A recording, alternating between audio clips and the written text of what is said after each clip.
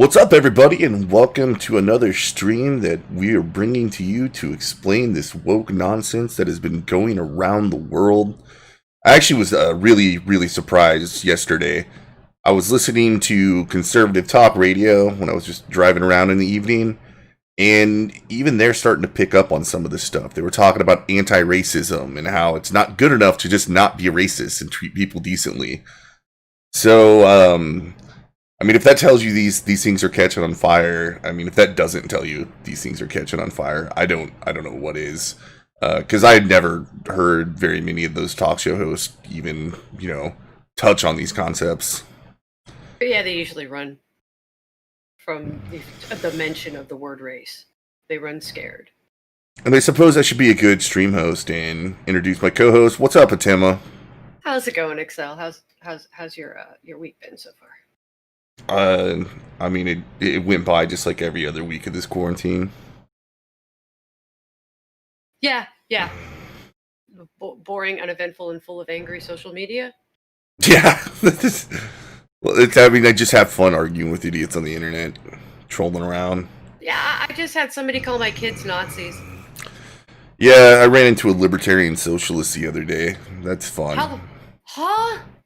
It's a thing that they just kind of made up that has nothing to do with libertarianism. They're just socialists that want to be socially permissive. I'm a unicorn fart! Yeah. Anyway, real quick, I want to address the chat. We have Object of Hate, Dumb Beard, Snugs McLeod, Lee Fuentes, what's up, man? Outlaw, Watch Golf City, which I know you're going to be probably heading over to Golf City. And then Mad Dodge, what's up, man? Oh, and Evil Dead Ed. Tonight we're cheating. We're gonna go back to the whole postmodern thing, but we're gonna watch. Tell you where it came from. Well, we're not going to. We're actually gonna watch a lecture by Helen Pluckrose, explaining the evolution of postmodern thought. So going back to our first stream for the people that were here, we're trying to make the explanation that what's going on with these critical social justice theories. It is not just a direct, parody of the 1940s Frankfurt School critical theorist. It's also not exactly postmodern either. It's this hodgepodge of both of those philosophies. So a lot of the concepts, if you don't understand the origins in critical theory, and you don't understand the origins in postmodernism, they don't really make sense. They don't make sense anyway. But at least if you understand the origins, you're like, I know where this comes from, and I can explain why it's bullshit. Yes. So, and again, the critical theorists, they were the ones that were really, those were the disillusioned Marxists that were really obsessed with the idea of, Marx's struggle theory, which they just went from economic struggles or economic class struggles to social struggles between groups. Then going forward, the postmodernists, they were the ones that were really obsessed with power dynamics and hierarchies and social constructions. Okay. Yeah, so I'm trying to distinguish between the two. Let's go ahead and let me get this set up.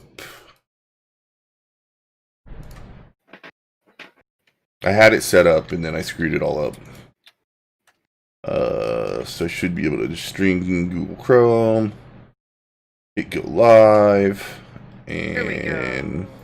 Then I do the thing where I click a button and it did stuff. Woohoo! Okay, so I think there's one big major distinction that needs to be made here. Okay, so the term modernity, you're going to hear it used in its open flat form as modernity. Now they're using it from the philosophical standpoint. Modernity is simply the philosophical word for what we call common sense or basic civil society. Yeah, I would say it's the philosophy that kind of descended from the Enlightenment. Yeah, right? it's classical thought. Yeah, this idea that we can use reason to come to objective truths, that we can develop things like the scientific method and say things that are true about the world. I mean, it's the idea that um, me and you can sit there and have a conversation about what do we think would happen if we both run full speed into a tree, and then regardless of what we think is going to happen beforehand, that we can both watch what happens and come to some agreement as to the results of running into a tree. And like as simple as that sounds, the postmodernists, they're just like, that's not even important. It's not even important that you could possibly come to an agreement, right? The only thing that really matters is if there's a political power out there or some group power that says that if you run into a tree, you will run through it and break the tree. If they say it's true, that's what truth is. Totally subjective. Yes.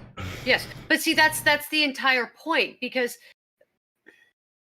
basically these are actually post-Marxist. They are the jilted lover that is nitpicking their partner because their partner won in an argument. Yeah, there's literally no rationale to why they're doing it other than they're pissed and they want people to pay for them not winning the way they wanted to. Well, real quick, we had Demon Hobbit and Sir Adamantine show up. What's up, man? Daddy. Yeah, the postmodernists, I think they remove themselves enough from Marxism that's where you get to the point where this is why I say critical theorists when it comes to economics. A lot of them are going to call themselves Marxist, but they don't really have an economic theory. They don't really bother with it. And again, to give the postmodernists some credit, they weren't prescriptive. Like, they really did just kind of like come up with their ramblings, and some of what they came up with, I mean, there's always a hint of truth behind it. But I don't think that the original postmodernists actually would agree with this new critical social justice theory. No, they would think this is madness. Yeah, they would be deconstructing this nonsense the same way that these people are deconstructing everything else.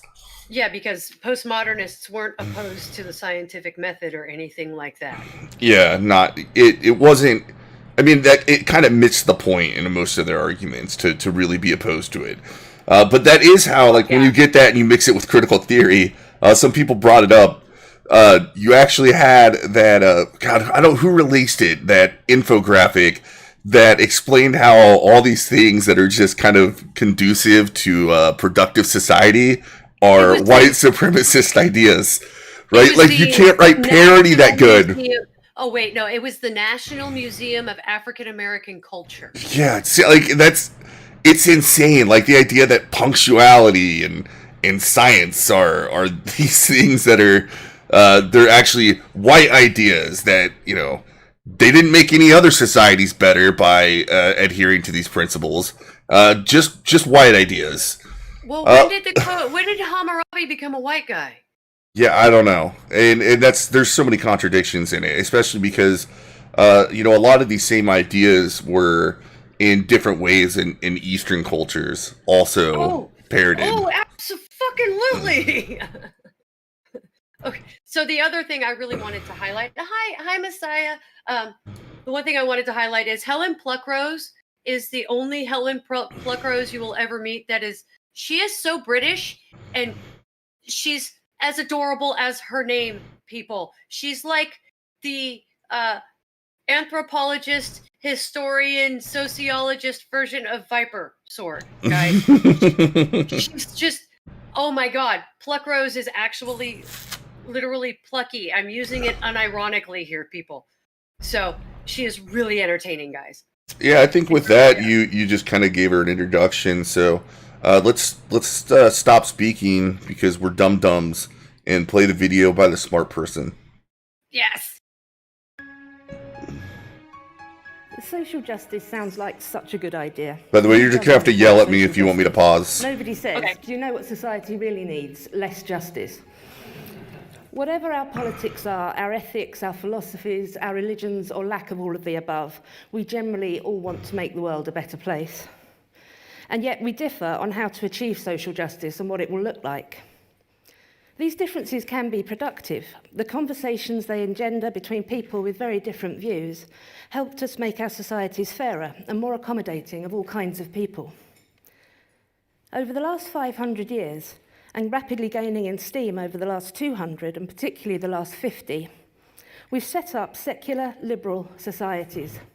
Now, I'm going to use the word liberal in this talk, but because I know we've got a lot of Americans here, I'm going to need to stress that I am using this in the general sense of freedom and openness, and the opposite of illiberal. So we're not talking about... Yeah, by the way, that's why let's take back the word liberal, right? Yeah.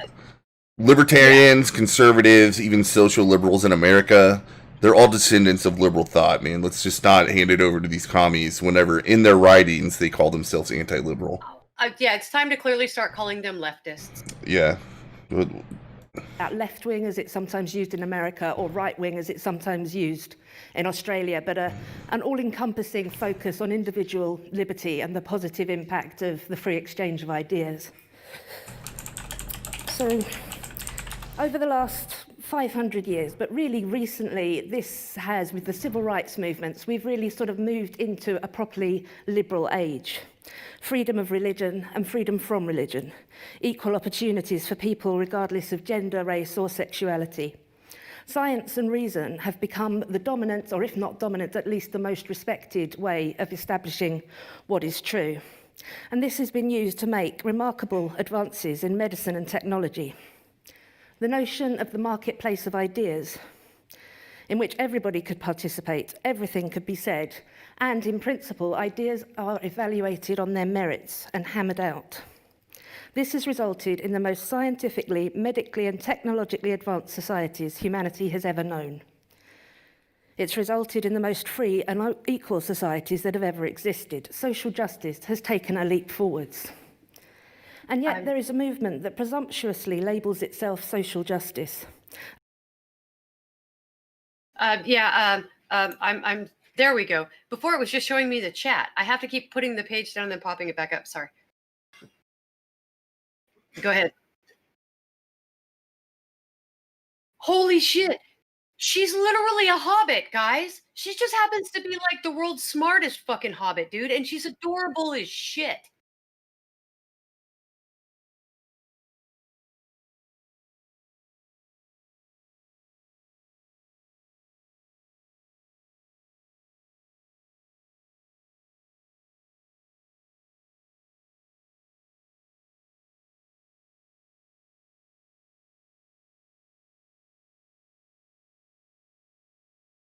Yeah. She is, but no, really, if you guys just listen to how she talks and how she conveys, no, it is not. Have you, oh my God, Demon, that is not an insult to hobbits. They are just shoosh, you, I know how they're described, shoosh. As though it alone holds the key to this, as though everybody else is actually seeking something different. This movement is not conservative, although it shares some values around segregation and purity with the far right. It's not liberal, although it speaks a liberal language of diversity, plurality, and inclusion. And it's not Marxist, although it pays some lip service to anti-capitalism. Social justice is a highly counterintuitive movement which speaks its own language and has its own conceptions of the world. Accordingly, it is frequently misunderstood, miscategorized, and attempts to counter it frequently fail.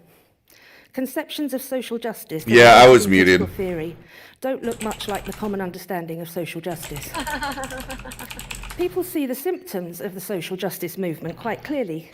They might refer to them as identity politics or political correctness, call-out culture or cancel culture. It's been hard to miss the demands to decolonize everything from curricula to hairstyles. The tearing down of statues, defacing of paintings. Pronouns have become a matter of paramount political importance.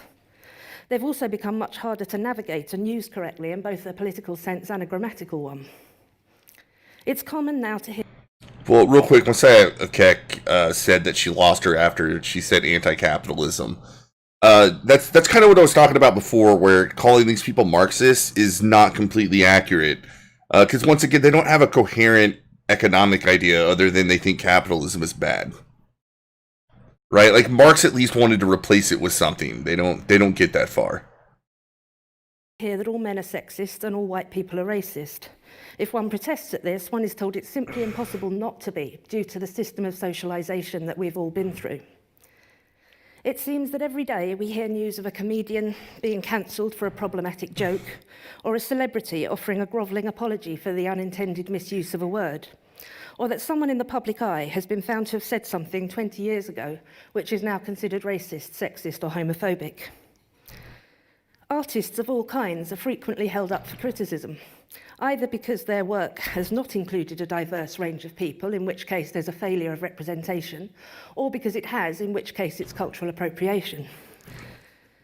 Anyone who addresses political or cultural issues at all is likely to attract swarms of social justice activists to problematise, call out, distort and misrepresent their arguments. This is where it gets really enabled important. largely by social media, where activists can congregate and highlight the tweets or essays they have a problem with. Dog piles are common, and it seems not to matter whether one is a prominent person or a private individual sharing their own experience on their own Twitter account. Even when speaking on your own account, you are likely to be accused of dictating to or speaking over marginalised people.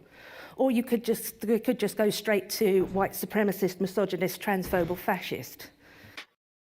Yeah, this is a point that I just can't stress enough. The whole idea of allyship, even Kendi came out, already said that it's impossible to be a good ally, right? It's like a trap. you're just screwed from the get-go. It's a trap. It's a literal trap. It's a Kafka trap in action. Yeah, it's a lose-lose situation. Like, if you don't do it, you're really bad, but if you try to do it, you're never going to do it right.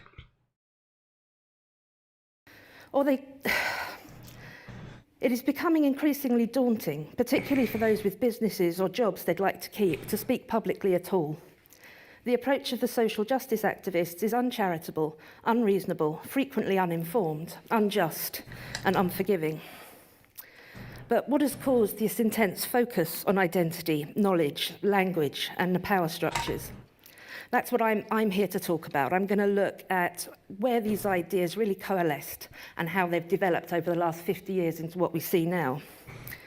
The problem underlying social justice activism has a long history in various different ways, but we really saw it come together in the late 1960s, 66, 68, by 1970 certainly.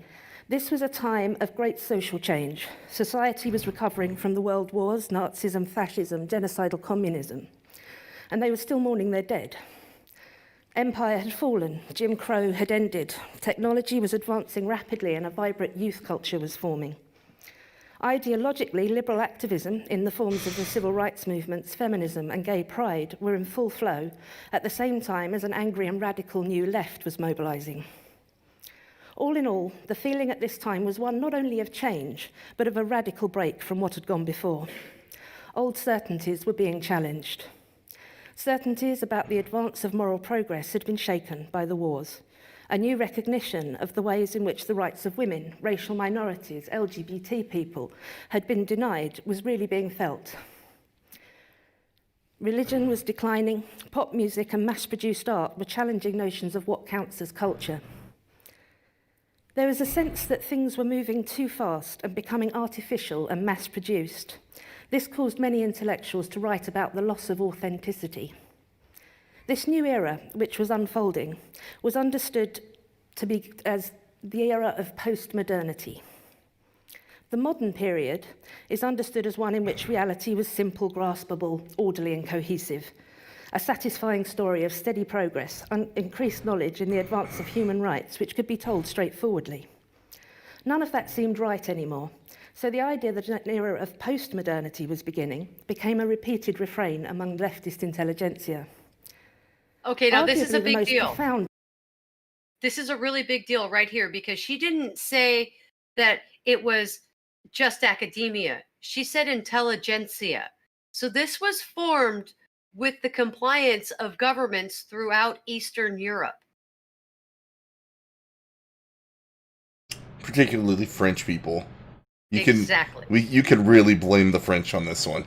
Influence on the academics was the loss of Marxism. This framework had long formed the basis for leftist intellectual thought on how to make a better society.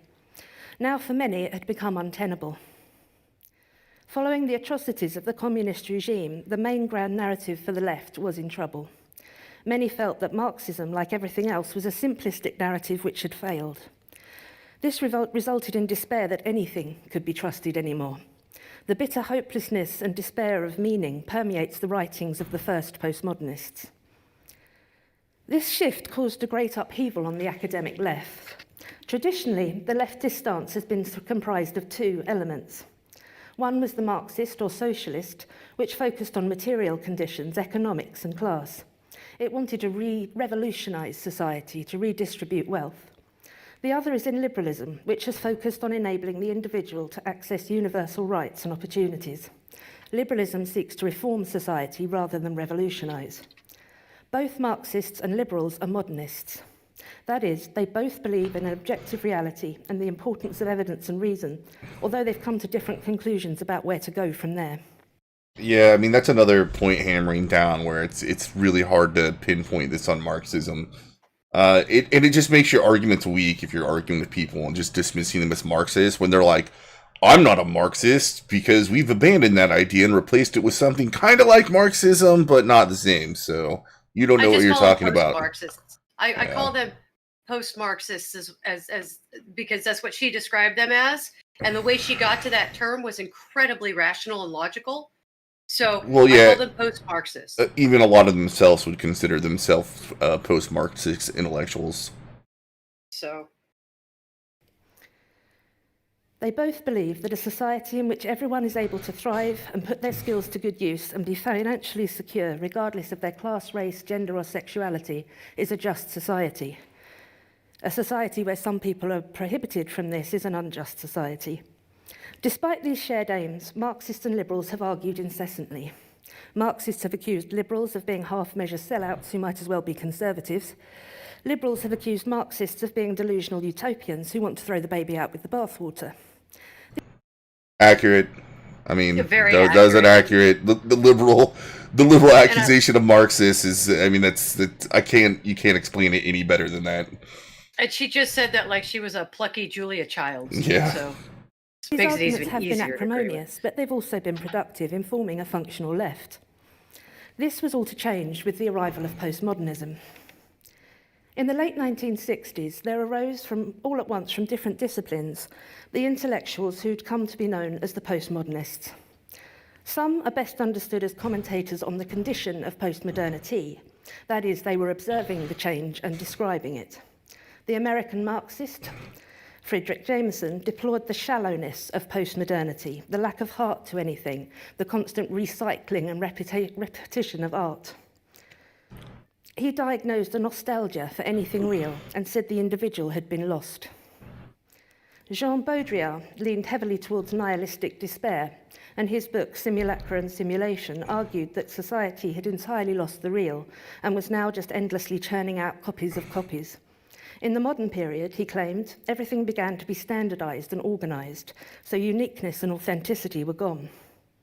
But in the postmodern period of mass production and technological simulation, there is no original, he said. Everything is now hyper-real. He called metaphorically for acts of bloody terrorism and claimed that death was the only thing that was real. Okay, pause for a second. Do you hear how dark and psychotic the founders of this movement are? These are people that are literally heartbroken they didn't get their communist utopia, and now they are having a drunken temper tantrum and breaking the house. Philosophically, guys, that's what we're seeing here. Gilles Deleuze and Félix Guattari argued that people's drives were constrained I by just had nothing to add to that. consumerist society where the only thing that flowed was money. They saw humans as coded in different times to different demands, first family, then despotic rulers, then capitalism. Like Baudrillard, they argued that modernity had standardized and systemized everything and that it needed to be dismantled. For them, it was not death that was the epitome of reality, but human desires, and they should be freed. Deleuze ultimately committed suicide. Yeah. This then was largely some hope. Yeah, Fucking so nihilist. What do you think's gonna fucking happen? there's also this bourgeois strain to all of this. Their whole thought was, and this is what a lot of the Marxists thought too, is that after the revolution, we would all just be able to spend most of our days dealing with things of high society, like creating art and reading poetry. Right? Just sitting in front of the fireplace with our, tobacco pipes. Yes, it was supposed to be that everyone became a philosopher and a Renaissance man. That was the idea. That was that's the utopia that they were aiming for. That's the guys. That was human liberation. And how that would work ever, I don't know, but I mean, we have the answer. They tried. It doesn't. Hopeless, despairing yearning for anything authentic. It had no realistically attainable goals. These observations were almost purely descriptive. However, there were some French theorists whose ideas had purpose, and they developed theories. They are best understood as the post-structuralists and deconstructionists, and they went further in developing a theoretical practice. In his groundbreaking book, The Postmodern Condition, Jean-François Lyotard defined postmodernism as a skepticism towards meta-narratives. By this, he meant that all the large, overarching stories we told ourselves about how society worked and the meaning of life were becoming less credible. Another description of meta-narratives are that they're historically and culturally situated narratives which nevertheless are presented as universal. Lyotard included Christianity and Marxism in his understanding of meta-narratives, but he also included science. As is typical of postmodernists, his work focused intensely on the power of language. He saw this in terms of different kinds of games which legitimated knowledge. He claimed that the language of science was inseparable from the language of power and government. Rather than these big meta-narratives, he argued, we need lots of mini-narratives. Rather than authoritative knowledge legitimized by scientific methods, we need a paralogy of legitimation. That is, we need multiple knowledges with none prized over any other. This is moral and factual relativism. Yeah, this is... So you create your own field of studies. And this is right about the time all these specialized humanities started coming out. Within 5 years or so of these books being published, guys. Yeah. Rapid. And fast forward to today, like that idea is how you get, I think we've all seen, there was that school, I think it was somewhere in Britain, where a black lady comes up and starts trying to explain to a science class how they need to accept other ways of science. And then they included, African storytelling as a way of knowing. Yeah, but I'm saying it's batshit crazy, but if you believe what Helen just said about how we need these other ways of knowing things to compete with things like reason and the scientific method, then you can see how somebody could go down that trail and come up with something so fucking crazy. Well, how do you come to know? Yeah, okay. Well, it's like they call it epistemological injustice, right? So things like reason and science, those are very white Western colonial ways of knowing things. Ways of knowing from other cultures, because of, this goes to cultural relativism, which is more of a critical theory thing. But when you combine those together, you get this idea that, well, other cultures' ways of knowing were just as valid as ours. The ones that share the same processes for deriving the same style of truths. Yeah, welcome, Jack. Decolonize your mind. That's exactly what they're trying to get us to do. Holy shit! All right, we'll continue. Sorry. Whoa, it makes my head hurt every time I talk about it. For Jacques Derrida, the focus was even more intensely on language. He was radically sceptical of the possibility of ever conveying meaning by language. For him, words only referred to other words, so meaning is indefinitely deferred. House is understandable in relation to hut and mansion.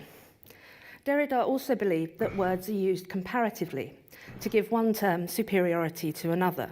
That is, men are defined as not being women and also as superior to women. He had advocated, ironically, reversing these binaries to make them visible and challenge power hierarchies. This can be benign enough and quite poignant. I myself have been known to replace the world and his wife with the world and her husband. But it can also go to quite a dark place.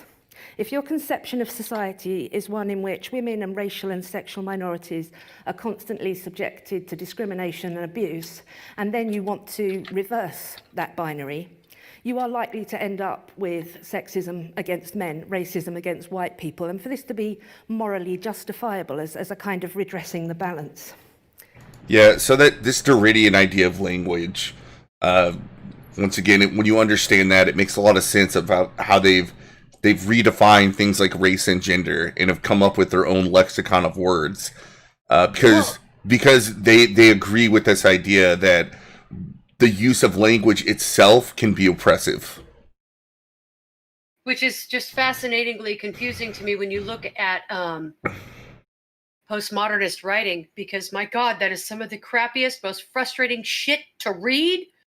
Well, oh my God. Yeah, everybody says Derrida's the worst, and you have to read him in French. I'm not gonna lie, I haven't even bothered reading any essays by him.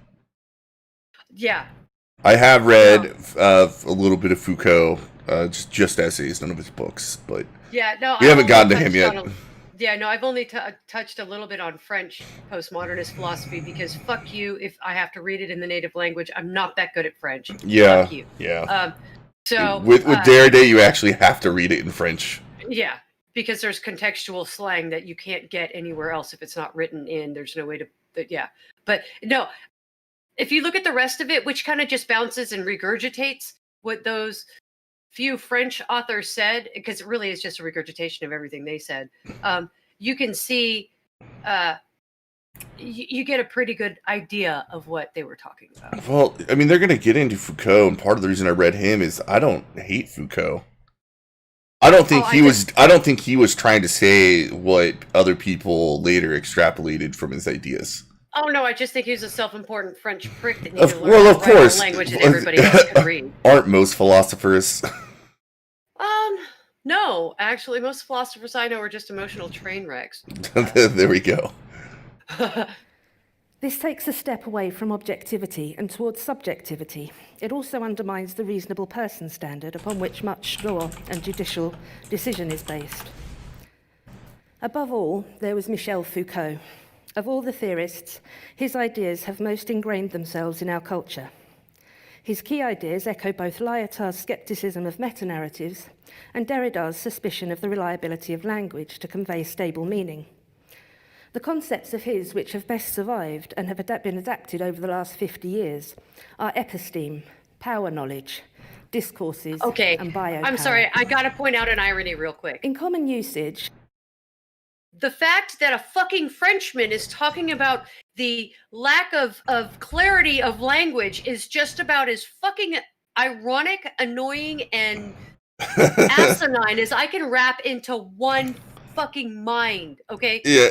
Are you serious? It's like maybe the problem is French. But it isn't. I mean, okay, French is probably the most exact of the Romance languages out there. Like, that's why it's used so commonly in science, is because it's the most close rendition to as exact as they can get without being able to expand Latin, because it's a dead language. Like, the ways and measures for the world's, the ways and measures for the world standards on weights are done in France, and they have been for like 600 years.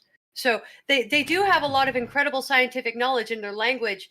I'm not defending the French. I'm talking about the history of the French language and its importance to science, Demon. There's a big fucking difference. It's still a warning. It was like, are you seriously defending the French? Come on now. No, I'm defending the origin of their language, because there was a time when the French were the language of science, and that was because they were concise. Seriously. All right, it was because there was very hard lines and concision in their language, and that's why. So hearing a Frenchman complain about the lack of clarity in the French language while you have to read his fucking shit in French to understand what he's talking about, trust me, the irony is not lost upon me. Apologies. Let's keep going. Knowledge is defined as an accurate understanding of an objective reality.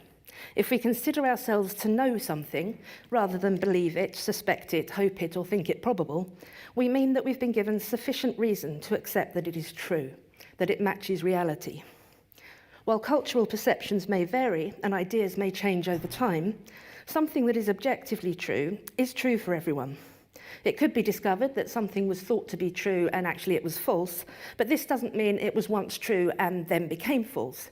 It means that a mistake was made, and we are able to know this because of new evidence which shows it. An example of this could be that the sun was thought to orbit the Earth, but it was later discovered that the Earth orbits the sun. This was always the case, and it doesn't depend on humans believing it. This is a modernist understanding of knowledge, and it was not how Michel Foucault understood it. His understanding of knowledge was as a cultural construct. That is, we decide what is true and what is known through categories and narratives created and enforced culturally. He referred to this as an episteme, a culturally devised system that provided the parameters for what could be considered true or false. Those in power... By the way, I hope when you say not hearing anything on my end, you mean you're not hearing anything coming through my mic and you can hear Helen just fine. Timma? I'm sorry, say that again. I hope whenever you said you can't hear anything on your end, you were just talking about the anomaly showing up in my OBS with my mic going hot, and not that you can't hear Helen. No. I can All right. hear Helen. All right. I was saying All right. I'm not hearing your background noise. All right, yeah, I'll keep going. Set the episteme. Therefore, what is understood by society as knowledge is really just an exercise of power. It is power knowledge. That's one word, not two, with a similar relationship. The power knowledge is both constructed and perpetuated by ways of talking about things, by discourses. Something becomes legitimized as knowledge by the way it is spoken about, and it then becomes the way to speak about things. Chief among these legitimizing discourses is science. Western societies largely accept the findings of science as the most substantiated sources of knowledge. This, to Foucault, was evidence that it was power knowledge. He called this particular type of power knowledge biopower. This is now a dominant idea in queer theory, disability studies, and fact studies. Yeah, so I just want to hammer this in. You're going to hear a lot more of this postmodern nonsense in the even more fringe than critical race theory, I guess, sects of this critical social justice nonsense. And it really makes sense if you look at it, because how else could you develop infinite identities as a real thing that you teach students? Well, there's one aspect. See, they've done a supplication that is obviously impulsive and poorly thought out. And you can tell with the entire ideology, it was rather rushed, which makes you think that maybe it was coordinated in some way, because she even said, suddenly, all at once, this entire group of people just popped right up. And she didn't really go farther into it at that point, but it's kind of poignant to notice. She said, suddenly, all at once, these things all popped up together across the globe. So, it was probably like the early rendition of idea laundering, which is you write a paper and then you get your friends that are in the same, agree with you already to peer review it, put it in a journal, get it referenced in other journals, and all of a sudden this becomes an idea that is in the public discourse. So I'm sure that's what was going on between these postmodernists. Well, I think, and maybe there was a coordination to say, this is how I think they were all communicating. I don't think it was just like it was done. Oh, of course. That's why they all came from the same region, right? Yeah. Almost all of postmodernism, like all the writing, especially the constructionists and deconstructionists, they're all French guys, every single one of them. These ideas continue to plague us today, so it is worth taking the time to really try to get your head around them. Imagine that there is no objective truth. Humans are blank slates who get filled up with a story. The powerful groups in society get to decide what that story is. All the slates once written upon tell the same story, but from a different perspective, depending on where they are in relation to power. So if the story includes the claim that men are dominant and women are submissive, both men and women will speak into this discourse, but from a dominant or a submissive position. The same goes for the claim that heterosexuality is natural and homosexuality unnatural, that white people are suited for some professional jobs, black people for manual jobs. The imperative then of postmodern approaches is to study the discourses of society, to find the Foucauldian power knowledge, invert the Derridean binaries, and empower the Lyotardian mini-narratives. This is now a plan. This is the broad picture, and it's not easy to grasp immediately, so I will set out the essential ideas as a kind of list. There is no way of obtaining objective truth. Everything is culturally constructed. Society is dominated by systems of power and privilege that people just accept as common sense. These vary from culture to culture and subculture to subculture. None of them is right or superior to any other. The categories that we use to understand things like fact and fiction, reason and emotion, science and art, and male and female are false. They operate in the service of power, need to be examined, broken down, and complicated. Language is immensely powerful, and it is used to construct oppressive social realities. Therefore, it must be regarded with suspicion and scrutinized to find the discourses of power. The intention of the speaker is no more... Just real quick, this also makes a lot of sense as to how we've gotten into this place where what words you use, no matter how benign you were trying to use it, can get you called out and canceled for being a racist, sexist, xenophobic, whatever. Because these people have been indoctrinated with the idea that words themselves and language themselves enforces these power structures. Yes, which is, okay. I mean, that's why there's an insistence on changing how people use language. Yeah. See, Blue Collar Canuck just said National Lampoon magazine had a parody article on college and uni of the future, all ultra-feminist. They warned us of this shit. Okay, so the problem is, and as you listen to the things she's describing and how they're being deconstructed and what we're seeing now, you're gonna see how this progresses and why the parody of the previous generation is now truth in this generation, and how they use their own goodness against us and our own love of freedom of expression against us to get to this point. She wraps it all up pretty quick, guys. It's pretty amazing. She buttons it brilliantly. Authoritative than the interpretation of the hearer. The idea of the autonomous individual is a myth. The individual is also a construct of culture, programmed by his or her place in relation to power. The idea of a universal human nature is also a myth. It is constructed by what powerful forces deem to be the right way to be. Therefore, it is white, Western, masculine, and heterosexual. These are some core ideas of postmodernism which have survived. In the academic world, postmodernism is largely claimed to have died out. But most of you will recognize these ideas in the social justice scholarship and the activism that we see today. That's because they didn't die out, they evolved. Not everyone believes that postmodernism has survived into the present day or that social justice is fundamentally a postmodern movement, but it has and it is. The first wave of postmodernism did die away by the middle of the 80s. It was too intense and also aimless, nihilistic really. We can think of this as the high deconstructive phase of postmodernism. It was ironic and pessimistically playful and fairly hopeless. It took everything to pieces, but once they were in bits all over the floor, there wasn't much more that could be done. There was no confidence in the possibility of reconstructing. Yeah, this is where I go back to the postmodernists themselves weren't prescriptive. So I guess in that way they have a lot to do with the critical theorists say, even though the critical theorists had a goal. But these people just wanted to dissect things and complain about it. And I'm going to be real honest, I think there were some insights, and I think this is one of the things I liked about what Foucault said about power and knowledge. He said that there are powerful forces that decide what is true, and you can look at this in our own political arena today, right? A lot of people will think of things that are just repeated ad nauseum as true, because whatever power structure is promoting it says it's true. And then he goes on to say whether or not this has any whether or not that there's any connection to reality is to miss the point.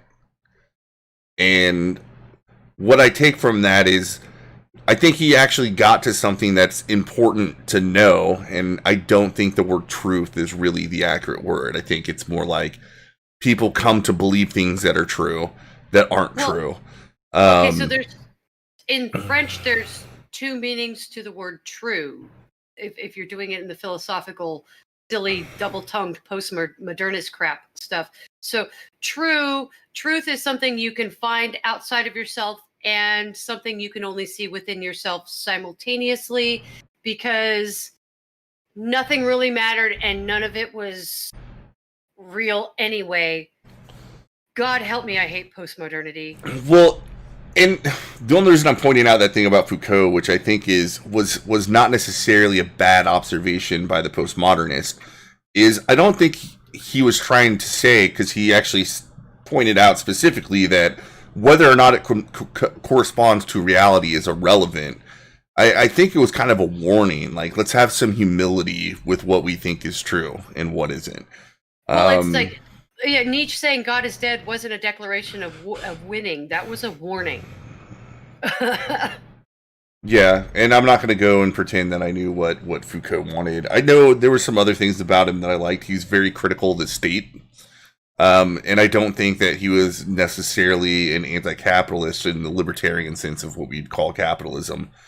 Well, we also have to recognize that there's been a long time of breaking these words apart and putting them back together since his time and our time. Yeah, very true. But I will let Helen continue. Yes. Because that would just produce new oppressive power structures. However, by the late 1980s, a new generation of leftist academics had emerged, and they were inclined to be neither so aimless nor pessimistic. By this time, the civil rights movements had begun to show diminishing returns. Within 20 years, huge leap forwards in equality had been made. Ironically, this was the same time the original postmodernists were saying it was time to give up on the myth of progress. But women had gained control over their reproduction, equal pay laws had been passed. Similar legislation criminalised discrimination on the grounds of race. Male homosexuality had been decriminalised. With legal equality largely obtained, what remained was for prejudiced attitudes to be addressed. Of course, postmodernism was perfect for this, or almost so. This is where she talks about nitpicking, guys, and this is where you're going to see what we're dealing with today. Just as the first wave of postmodernists had emerged all at once from different disciplines, so did the next wave in the late 1980s. Post-colonialism actually emerged a little before that as an offshoot of postmodernism. It was headed by the Foucauldian Edward Said, who argued that the West had constructed the East as its inferior in order to construct itself in noble terms. He said it was time for previously colonized peoples to reconstruct the East for themselves. Gayatri Spivak and Homi Bhabha followed in his footsteps, although they were more Derridean. Having adopted his despair of the ability of language to convey meaning, they are largely incomprehensible. However, the aim to reconstruct had begun. In 1980,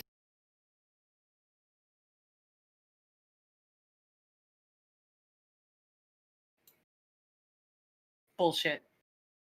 Yeah. She says that kind of offhandedly about a lot of these people. If you listen to her throughout several lectures and interactions, she really has no love for these people, and she really has no love for feminism, guys. Really has no love for it.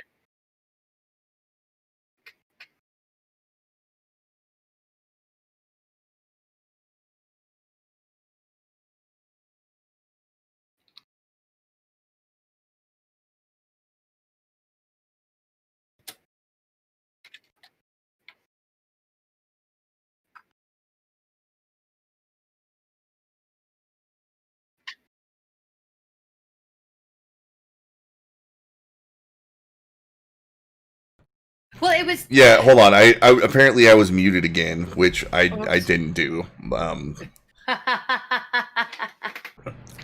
But no, what I was explaining is I liked how she called out Derrida and all these other people. It's just being completely incoherent.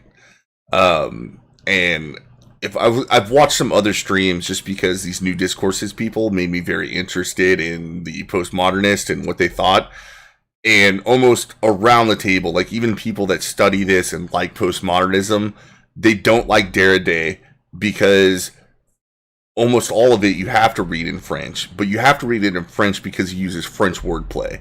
It's kind of like you hear, the literal translation of something in Chinese, and it doesn't make any sense to what the translator actually puts it as. So if you don't understand the French wordplay, you're not going to understand any of it. And the other thing is, American has its own vernacular like that as well. It does. Language does. It does. But the other thing I was saying is, like, almost in a true postmodern fashion, even his own use of language was in this kind of open-ended, artistic, very incoherent, and the only way you would appreciate it is if you like this deviation from modernity as this would be, like in art, you had the postmodern aesthetic. So I think it would be the equivalent of that to literature. So I'm trying to figure out what we're going to call this new age when we move past this postmodernist. When we go back to actual modernity, are we going to call it like Renaissance modernity? Yeah, I'm not. Sorry. I'm not going to pretend to speculate on what's going forward. Sorry, guys. What yellow card? Getting off topic. Sorry. 1989, over in critical legal studies and critical race theory, Kimberlé Crenshaw began developing her concept of intersectionality. She described this as contemporary politics linked to postmodern theory. By the way, remember that name, Kimberlé Crenshaw. Constructivism of postmodernism, Crenshaw felt, was useful in regarding gender and race as cultural constructs, but there had to be some objective reality if anyone was to achieve anything. The existence of oppressive cultural constructs around gender and race were decided to be what was objectively real. Furthermore, liberalism, she claimed, was inadequate, despite the massive evidence that it was in fact very successful. Liberalism was too universal to be politically productive, and it was time for a more intense focus on identity politics. In that same year, Mary Poovey was attempting to reconcile deconstructive approaches with feminism. Like Crenshaw, she argued that the methods were useful, but there did need to be a recognition of an objective reality. How can we advocate for equality for women unless women are a category of people that objectively exists? She advocated a toolbox approach in which postmodern techniques would be used when helpful and not when not. Meanwhile, in expansion of gay and lesbian studies, Judith Butler was claiming that actually women don't need to be a category of people that objectively exists. In fact, claiming categories to objectively exist is the problem. Queer theory was born. It drew extensively on the work of Foucault and can be argued to be the purest form of postmodernism currently in existence. However, queer theory avoided the fate of deconstructing itself into oblivion by making the deconstruction of categories a form of activism. Queer theory reifies queerness and a whole range of queer identities, but deconstructs anything normative. In this way, it's felt people who don't fit within masculine man attracted to women or feminine woman attracted to man don't feel the pressure to do so. We can just deconstruct those categories altogether. Just like that, postmodernism had become energized and politically actionable. We called this phase applied postmodernism. No longer was it aimlessly pulling reality apart and denying objective truth to exist. It was now objectively true that social reality was culturally constructed by specific systems of power. Postmodernism now had goals. It acknowledged and justified its departure from the original postmodernists explicitly, often claiming that they were privileged white men who had little need to effect change in the world. Of course they did. Of course. Right? I mean, isn't that the ultimate summation of critical social justice theory? Is that they drew on a whole bunch of ideas of privileged white men, and then they dismissed the part of it they didn't like, but not because they really found anything wrong with that. They just wanted to say, well, they're privileged white men, so their thought on that didn't really count. Yeah. Well, just wait. This is going to get more insidious. This new form of postmodernism was much more user-friendly. Consequently, it could break the bounds of the academy in the way the original postmodernism could not. The dying radical left adopted it for this reason. While much of post-colonial theory and queer theory remained largely incomprehensible to the layman, critical race theory and intersectional feminism was written in clear language from the start. This is probably due to its foundation in legal theory rather than philosophy.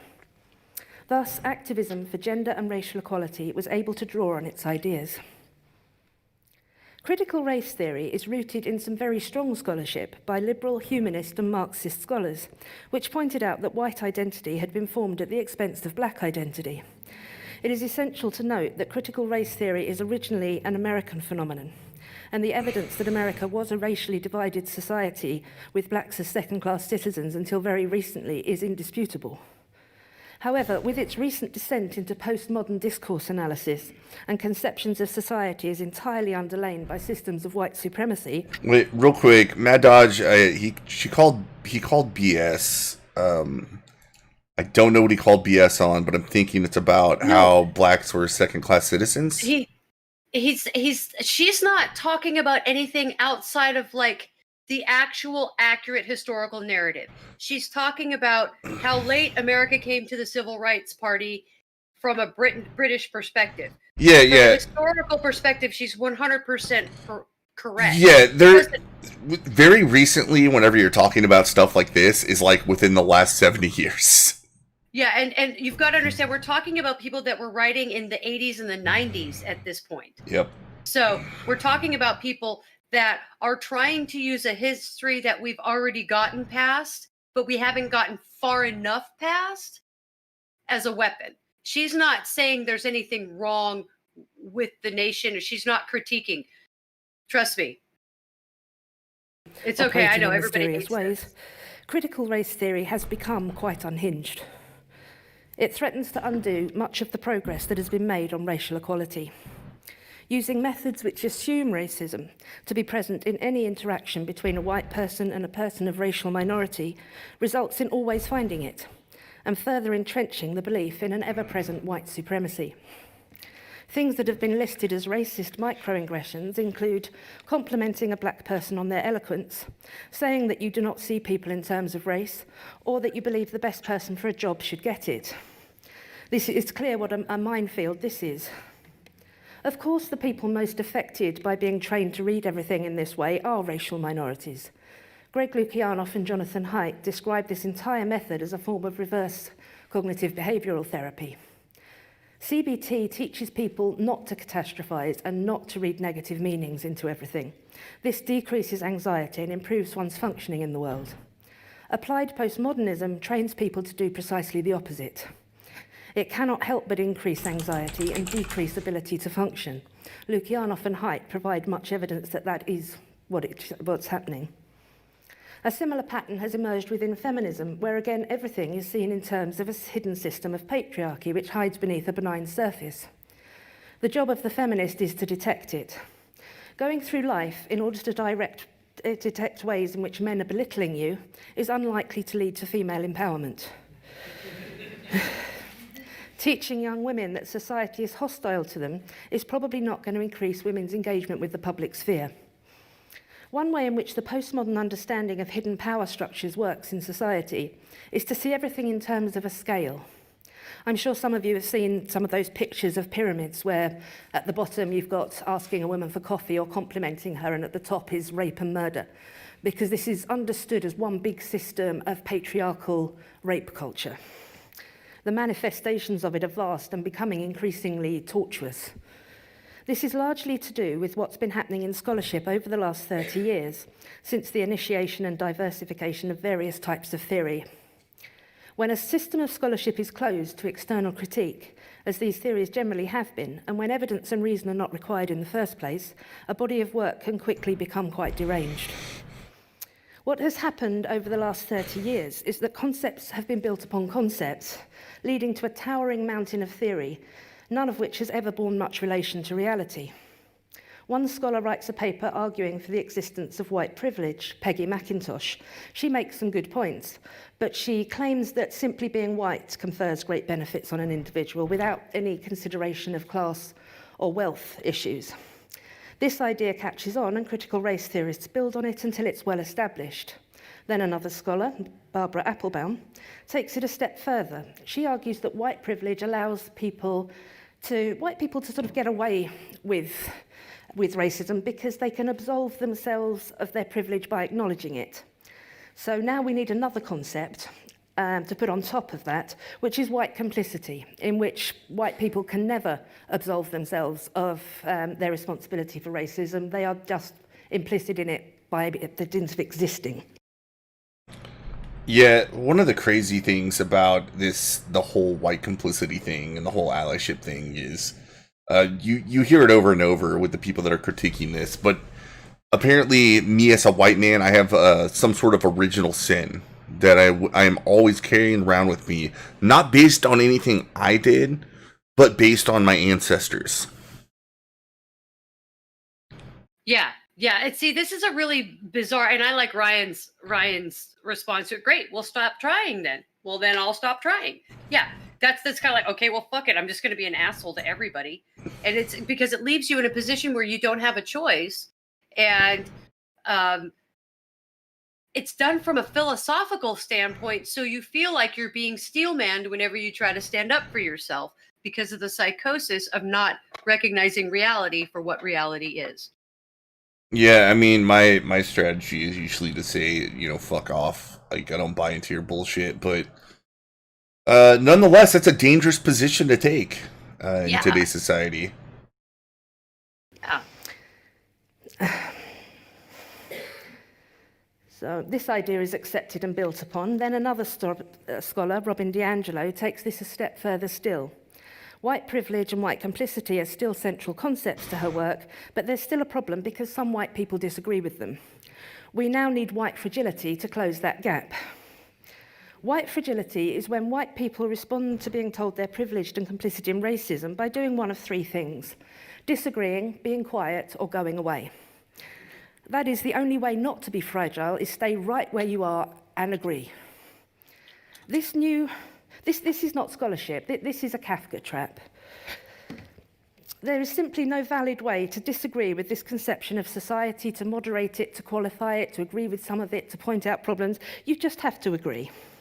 It is also notable that Robin DiAngelo's language is so simple and clear that she could be read and understood by a 10-year-old.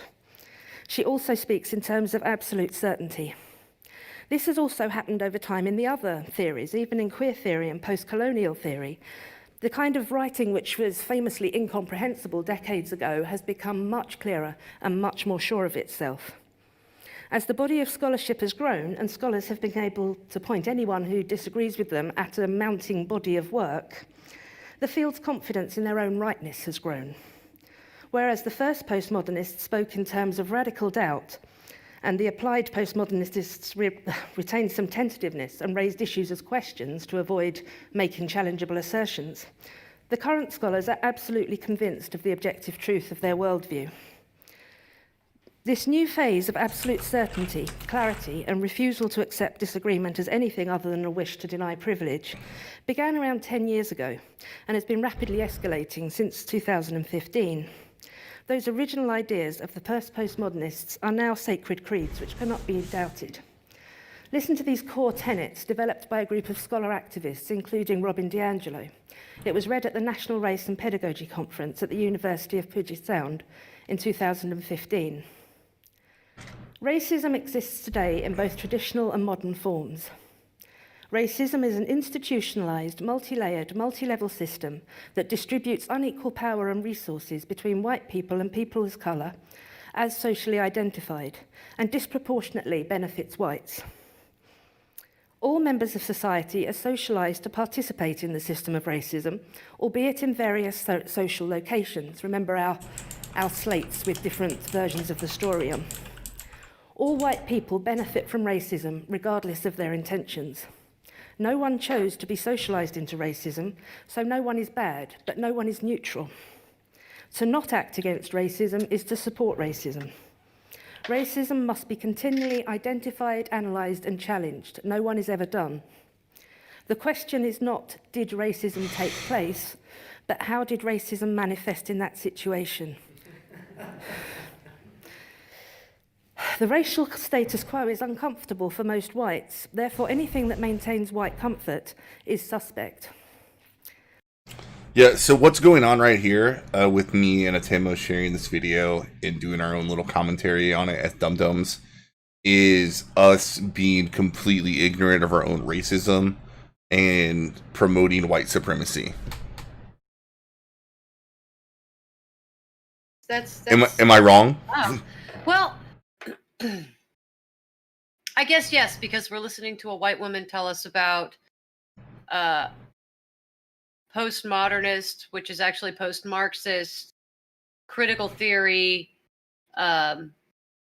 instead of a person of color. It actually doesn't even matter that she's not a person of color, because if she was a person of color and had the same ideas, she would suffer from false consciousness and internalized racism.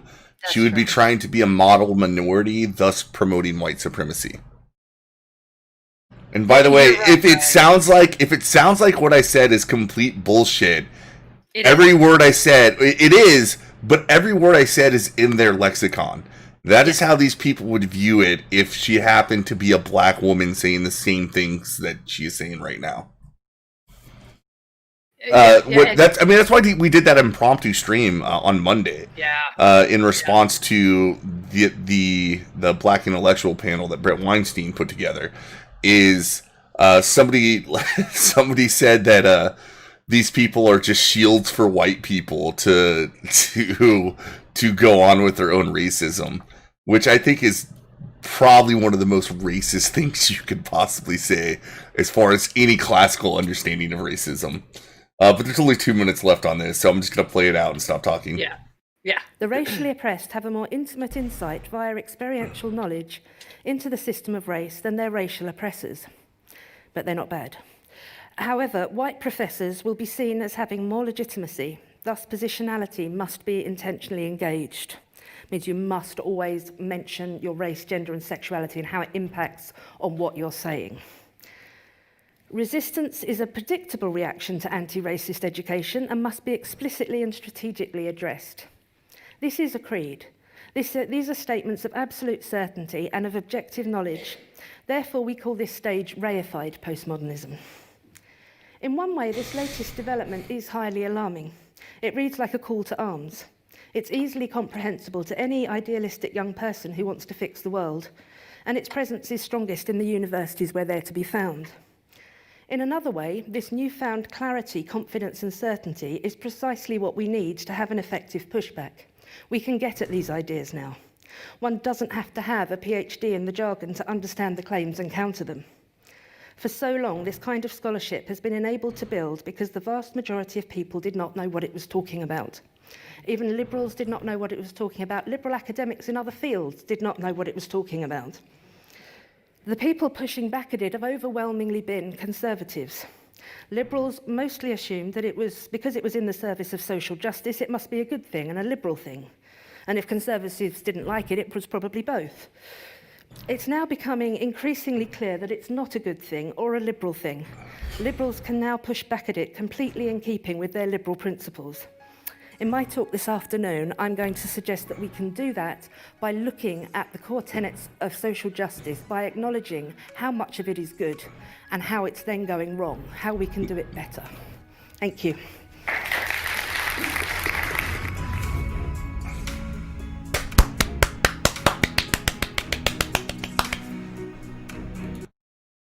Fuck, I forgot I cleared my throat and then I was muted and I was clapping too.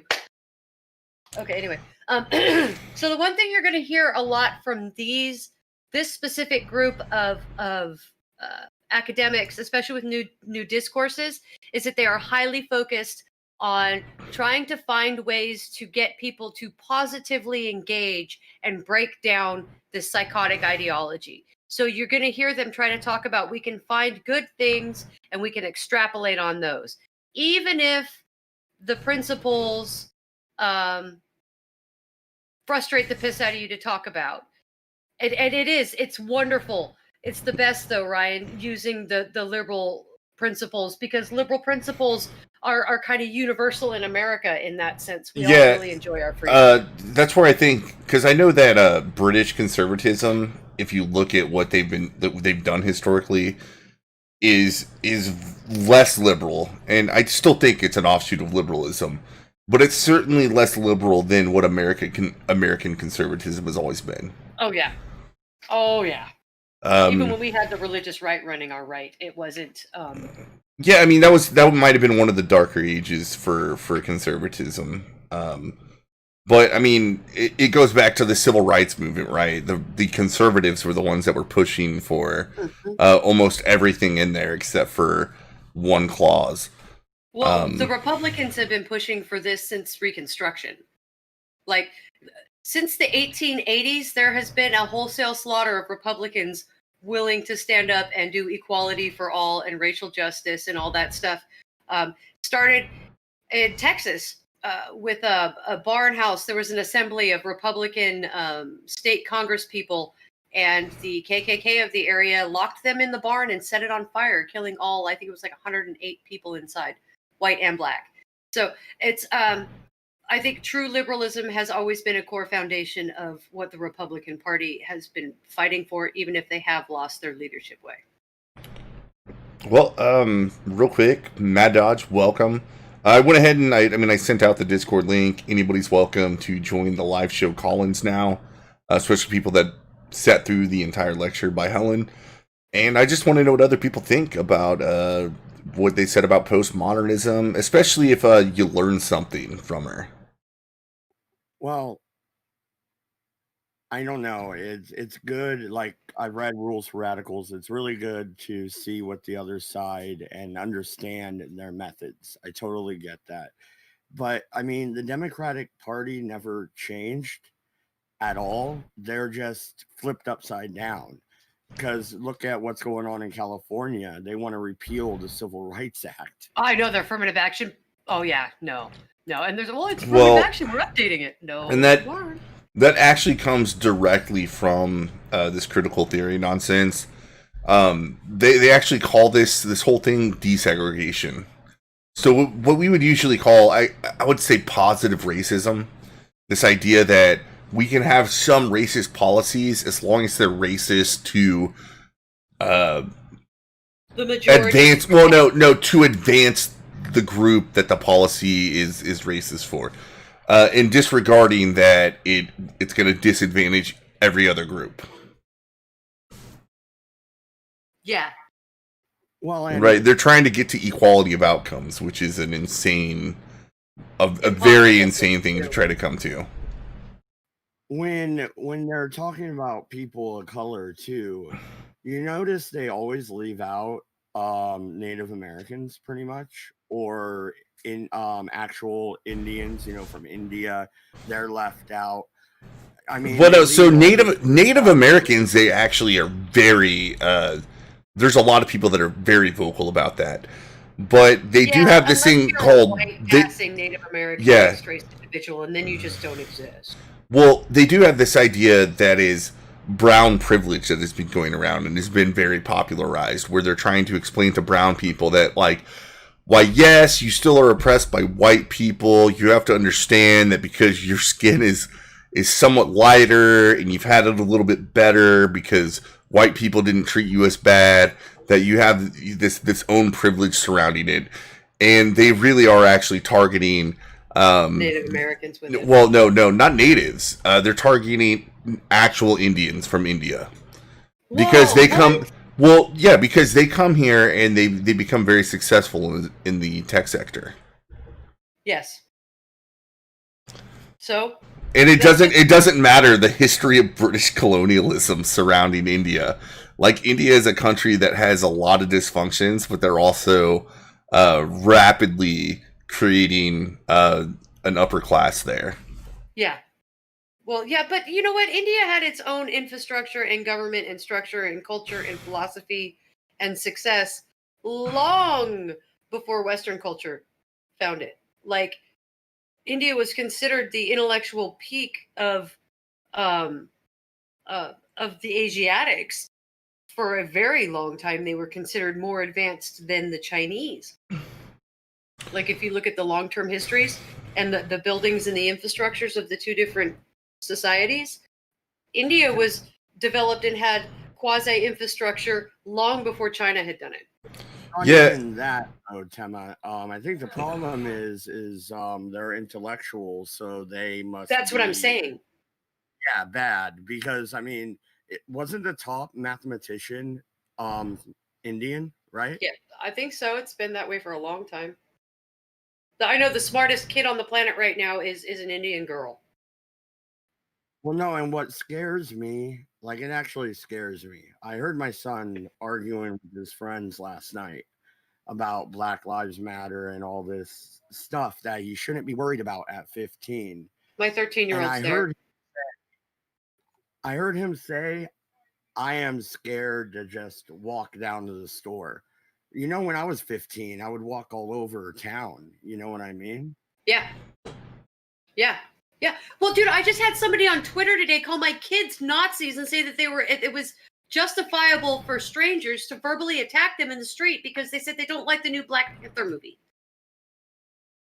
Like, That's so stupid. isn't it? Isn't my Like, she was 11 at the time. there She was- looked at the there Black was Panther movie. There was an episode of South Park that was literally about that, where Cartman was like, didn't like the new Black Panther movie, but wouldn't tell Token that he didn't like it.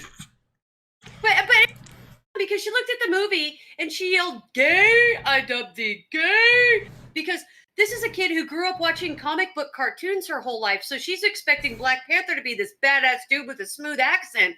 And here's this whiny boy who looks like Obama and can't make his fucking mind up about anything. Of course my daughter's going to be irritated by the movie. So, fuck it, because it was whiny and she didn't like it. So she's in public being an 11-year-old and she says this, and this 6-foot-tall behemoth of a broad comes up and tries to shit talk my 11-year-old about it. And I had a crazy motherfucker on Twitter today say, "Oh, that's because your daughter's a Nazi." Yeah, I mean, they've really trivialized all these words, like Nazi. If I get called a Nazi and a cuck in the same day on Twitter, then I know I did my job. And an incel. You got to be an incel too. Yeah, an I've been incel. called an incel like. I was like, great, I'm fucking 36, right? Like, I mean, I guess if I'm an incel, just because I've spent the last year and a half of my life not focusing on relationships, but making more money, sure. Like, Whatever, I just yeah. don't give a shit. Well, what's really weird, But though, that's never what they care about. My sexual life has nothing to do with it. It's just a pejorative no. to try to box me into some group of bad guys. Yeah. Well, and you guys were talking about Twitter. What I find really interesting is, Tema, are you banned from Twitter yet? If not, go and look at my Twitter picture. It's me in front of the Robert E. Lee Monument in Shreveport when I took my vacation. You know, Okay. and nobody has said a word. I don't think I'm banned yet. I've Yeah, it's funny. Nobody said a word. Why? Because they probably don't even know what that monument is. You know what I mean? Well, that's, everybody gets mad at me for saying that I don't think we should undo. I don't see the picture, brother. I don't think we should remove any of these Confederate statues at all. Right. Well, good evening, everyone. Yeah, real quick. Yeah, I was gonna say I just dragged in Object to Hate Man. What's up? First and foremost, what did you think about that lecture on the evolution of postmodernism? Very interesting. That covered all bases, I'd say, and it shows how the rot set in. I know. Oh yeah. Yeah, I know you had some critiques, and you were talking about things going on in Cambodia, and I think out of all people, when it comes to kind of the history of geographical conflicts, you seem to be very up to speed on that. But am I wrong that the apartheid in South Africa, the way that really developed is that wasn't it the Dutch that settled there? The Dutch settled there. Yeah, so the Dutch settled there, and from what I understand is there wasn't really anybody in that area. And then they developed this somewhat prosperous culture, and they started allowing, African tribes in. African tribes in. but they didn't want to absolve themselves of their, I would guess, self-determination. So they didn't allow them to have voting rights, and that's how Yeah, they that came in. happened. Well, it's a history over 400 years old, and they came in as a mission. They were on a religious mission when they arrived, a bit like the Puritans were in the States. So, well, fast forward, they became a British Crown colony in the early 1900s after losing the Second Boer War, and by 1948 they were allowed to go independent. But they immediately the national government that got elected in 1948 installed the apartheid system, which the communists immediately saw as, wow, we can go at this. We're going to help them out and everything, which is why Mandela was a communist, because that helped him. That way he could get support from the outside powers that were the Soviet bloc. And fast forward, it was worked out in 1980s that the apartheid was on its last legs. And I do not have verifiable proof of this, but I'm pretty certain that a lot of philosophers in the West who were working in academia decided they needed to provide a toolbox of ideas to the next African, well, the African black African government that was going to come in. They need tools to be able to justify all their policies and to assess them with their policies. And I see postmodernism helping immensely there, and with the decolonization offshoot. I think that was tailor made for them. Because especially with the newer postmodernism, what they like to do is look at things, and I say the newer. I'm not talking about the French guys from the 60s and 70s. I'm talking about like the evolution as Helen explained it. What they like to do is use what they can from postmodernism to deconstruct things to get to the conclusion they already wanted to get to. And it creates a very simple version of history, which is why I was bringing up like what really happened in South Africa. How did that come to be? How did apartheid become to be? It's much more complicated than just British colonialism.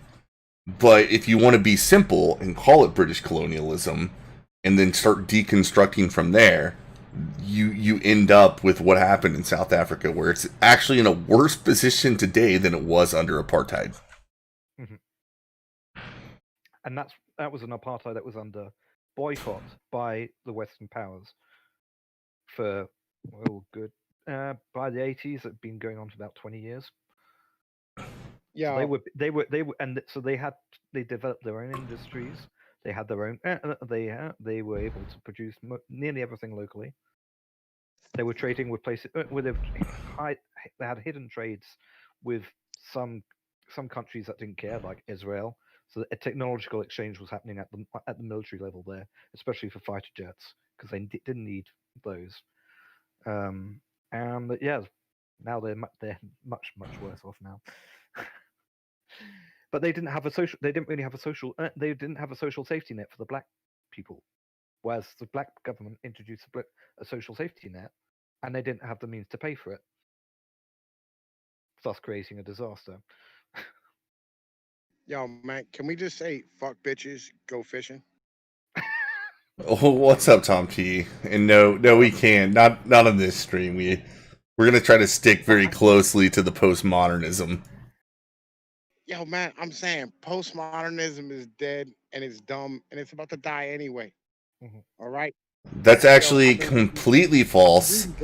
We just actually watched an entire stream about how this nonsense that is going rampant in our political and academic discourse is directly related to postmodernism. Yo, but I've been reading books, right? Which And books? like I read these books. One was called The Disunited States. Oh, wait, no, wait. One was called United States, the Accidental Superpower, and the other one was called Disunited Nations, right? And basically, what it said is that the United States set up like all this bullshit after World War II. So like, I mean, everybody would fight the Soviets, and we would have like their back on trade, right? We would like defend all their trade routes and keep them all safe and allow them like to be able to like access the American markets and all this bullshit, right? But the thing is like that's coming to an end right now. And all their ability to stand here and have like this nice society with the ability to not have a military and not be able to pay for nothing is over. It's dead. It's done with. And so this is all gonna die. In the next 10 years, it's over with. Well, actually, there is a pretty big point there. I think the only reason that this critical social justice nonsense is able to exist is because we live in a society that is so ridiculously prosperous that these people don't understand how we fucking got here. They understand how easy it is to tear something down, but they don't have any idea what it takes to build something. That's kind of what I'm saying. And what I'm saying is this, right? Like when we leave the world order and everything's over with, like there's nothing left but fuck bitches and go fishing. Tom P, how much time did you spend at the lake today, and how many beers did you drink? I'm in like 6-pounders right now, right? I've been here for about 3 hours, and I just got done catching me a nice big bluey, and I got a fire lit behind me, and it's cooking the shit out of me. And the smoke is all up. You got a little bedroll ready for whenever you're done eating, take a little nap. I'm good, dude. I'm good. Life is all right now. I was killing ants with fire. You know what I'm saying? It was beautiful. It was like watching Antifa run out of motherfucking Chaz and shit. It was gorgeous, right? And the ants were trying to save themselves, and like I just threw the log into the fire, and they just died squealing like little bitches, right? I'm telling you, all this is over here soon. So like y'all ain't gotta worry about it too much longer. These fucking places aren't gonna be Tom P shows up with the black pill. Hey, eat this! Make our stream completely unimportant. Yo, we're good, right? Legit, we are good. Like seriously, like here's the cool thing, right? Here's the great thing about America. Legit, all right. Number one, like yo, only 8% of our whole GDP is reliant upon trade, and 5% and like like half or like 60% of that is Mexico and Canada. And on top of that, here's another great thing: the United States has more fucking navigable waterways than the rest of the world combined, right? We have the ability to move stuff at 2 cents a fucking like a ton, right? Compared to the rest of the world that all has to do it over top of land and has to have like national navies.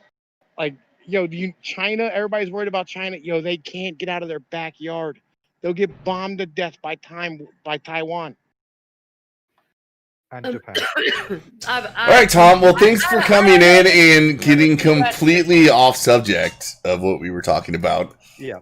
No, but it's all related though, right? But it's all related though, right? Once these countries no longer have the ability to like live on their own, like what happens to like a place like Germany, right, which is completely landlocked, has no real navigable fucking waterways other than the Rhine. Germany is not landlocked. Yeah, I would say that's not the Baltic Sea.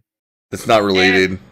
And they have massive manufacturing and farming in Germany. They're actually a pretty self-sufficient economy. Possibly the only. They don't have any children. Well, that doesn't mean that the economy isn't sustained. That doesn't mean they don't have the resources to have a functional economy, though. They don't. They don't have any children. But they have. They started. I know. They started industrializing and not having kids back in like the 1830s. They don't have any ability to fucking continue what they're doing.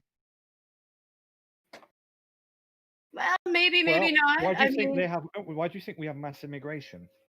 Yeah. Yo, do you think those low IQ motherfuckers are going to be able to continue to do the high skill work that Germans do? No, I do not.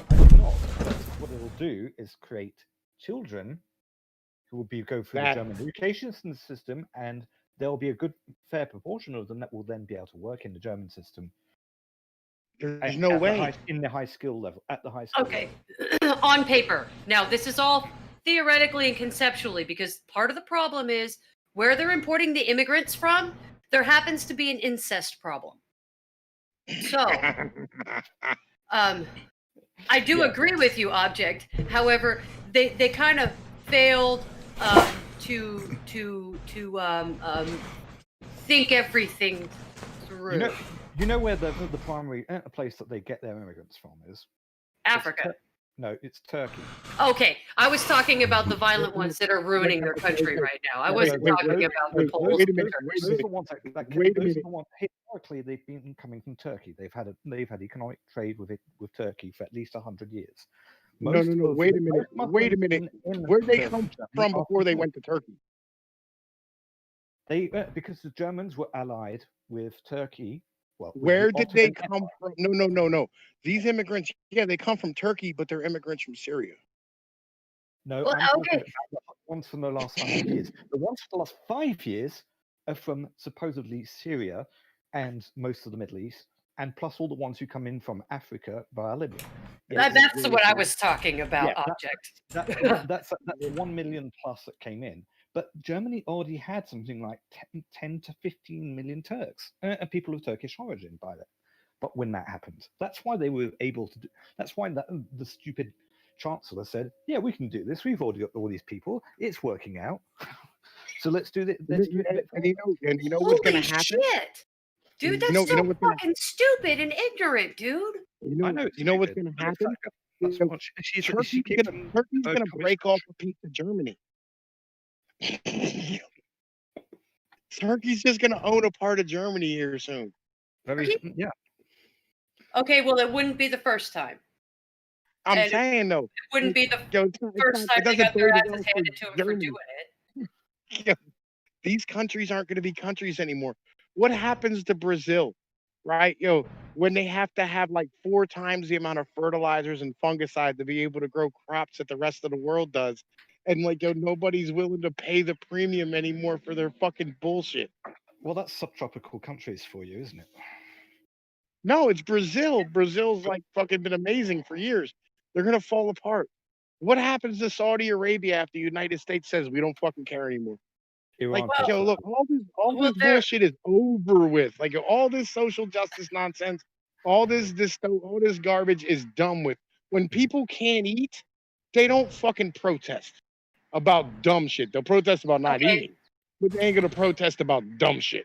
Yeah. Yeah. I have one extra observation to bring. There's actually something missing in what she was talking about, because thinking about climate change in the green movement seems to be full of postmodernism stuff. They've used the toolbox that she described.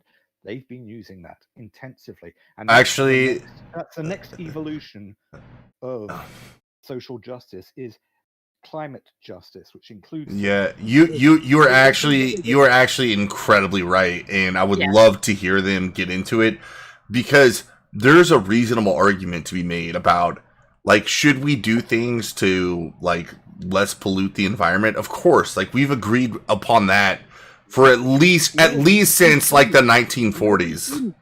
Why should we do that?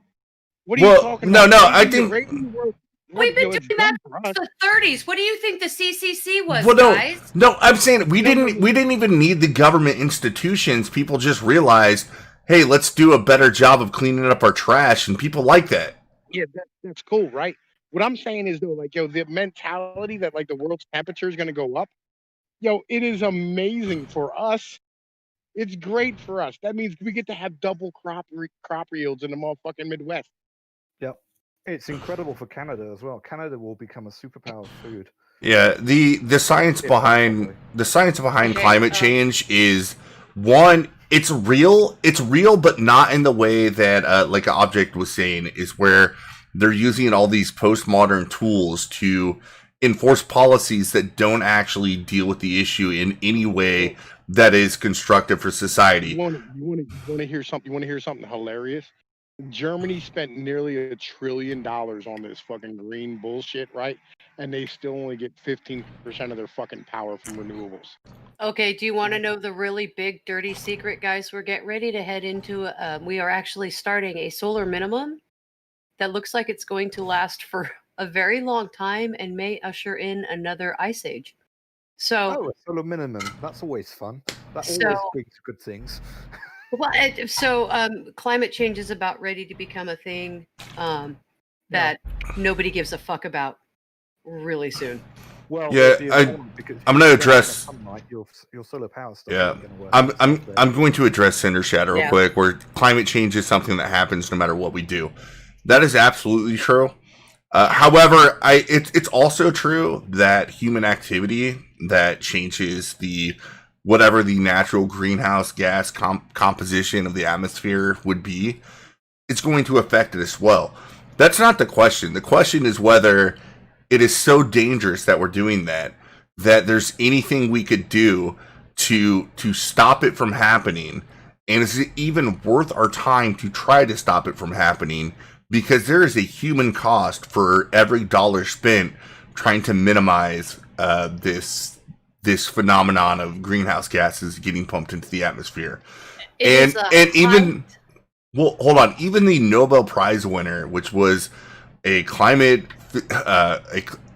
physicist and economist, he laid these out in different scenarios, and depending on which one you pick, like, he understood there's a human cost both ways, right? It's not just like, hey, do we really want to stop this? Do we really want to cut off power to, especially like the third world, just to stop climate change? No, we don't. Like, we can't do that. Yes, we do. It's gonna But, kill more. It's gonna kill more people that way than it would be if Good. we were to just. God damn It it, is Tompi! Get out of here with your genocidal bullshit. Wrong stream. It's the height of intellectual. We need to stop feeding the goddamn ducks. The more you feed the ducks, the more of them starve in the wintertime. It Oh. is the height of intellectual. I'm listening. It's the height of intellectual. Oh God, the word just left my brain. Arrogance to assume that there are actually enough humans on the planet doing things to affect a fucking planet. I agree. Okay, Well, I mean, like, yo, the amount of animals that like we have right now, right? Like, it used to be like the different animals we had, like, made up a larger proportion of our society, but like a larger proportion of our fucking like global population. But like right now, the number one bird in the world is a chicken because we eat them, and the number one hoofed animal is a cow because we eat them. Right? Yo, we do change the way the world works. okay. Switching from cows, Wait, real quick. or switching from oxen to cows, no matter what quantity of them there are on the planet, there is no way for the quantity of cows to affect how the climate works unless you're not maintaining other structures. I mean, Like, you cut it's down, the like, you height cut of down forests. intellectual. No, it really is. It is intellectual arrogance to think that humans are able to affect a whole planet on a systemic level, like climate change suggests.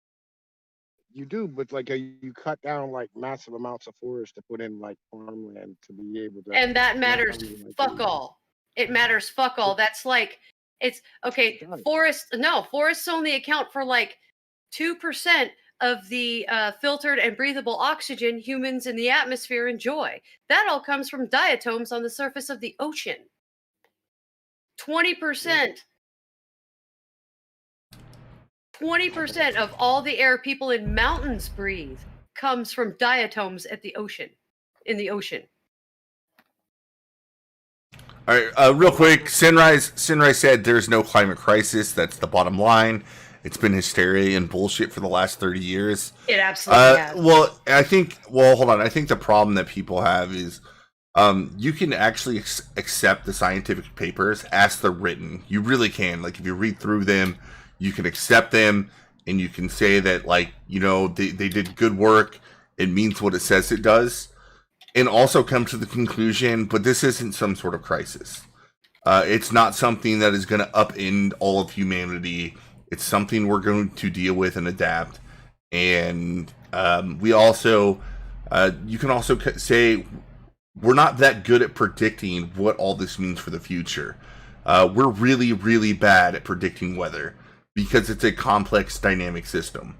It has a very sensitive response to initial conditions. And the So- modeling's failed so far. Yeah. Well, no, because the modeling for weather has always been. even the most advanced models, they're really good for a certain period of time, but as time goes on, it drops off, and that time is like a matter of like a year or two, right? Not tens of years or hundreds of years. Plus, they don't have climate data that goes back far enough to be able to make the conclusions that they want to make, because we don't have enough records of exactly what's been happening. I mean, 50 years, or even 150 years, that's not enough. It's not enough at all. I mean, 400 years ago, California had a climate that was much drier than it then became over the 400 years. Now it's actually going back to that climate. That's why it's getting so much dry.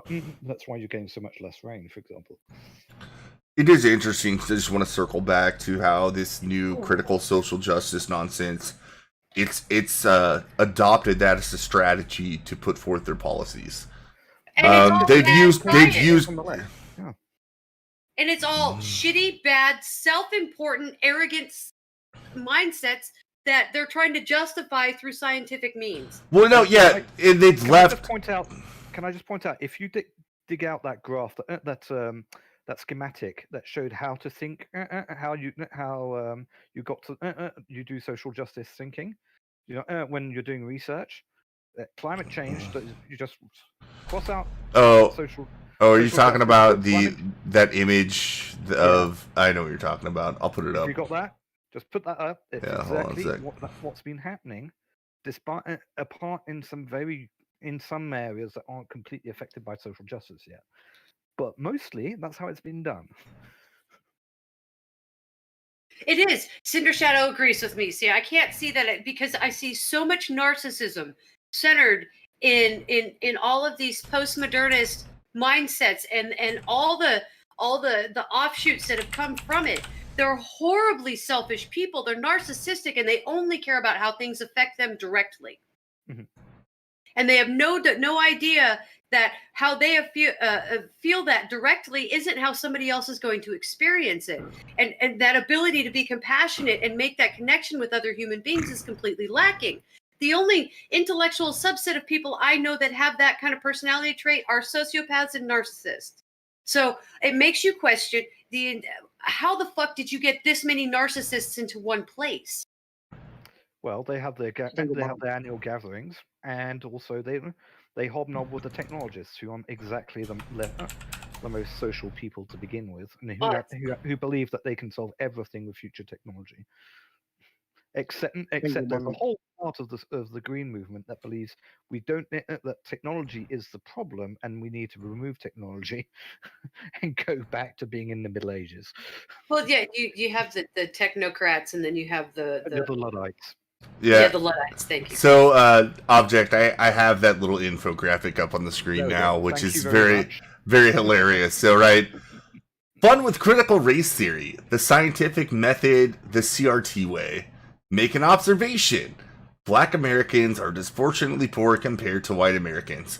We can replace that, right? That could say, human greenhouse emissions are affecting the weather. Develop a theory. Cause. Current systemic racism. I guess you would say, hold on. The observation would be radical climate. Yeah, it would be climate oppression. And they say brainstorm for other explanations.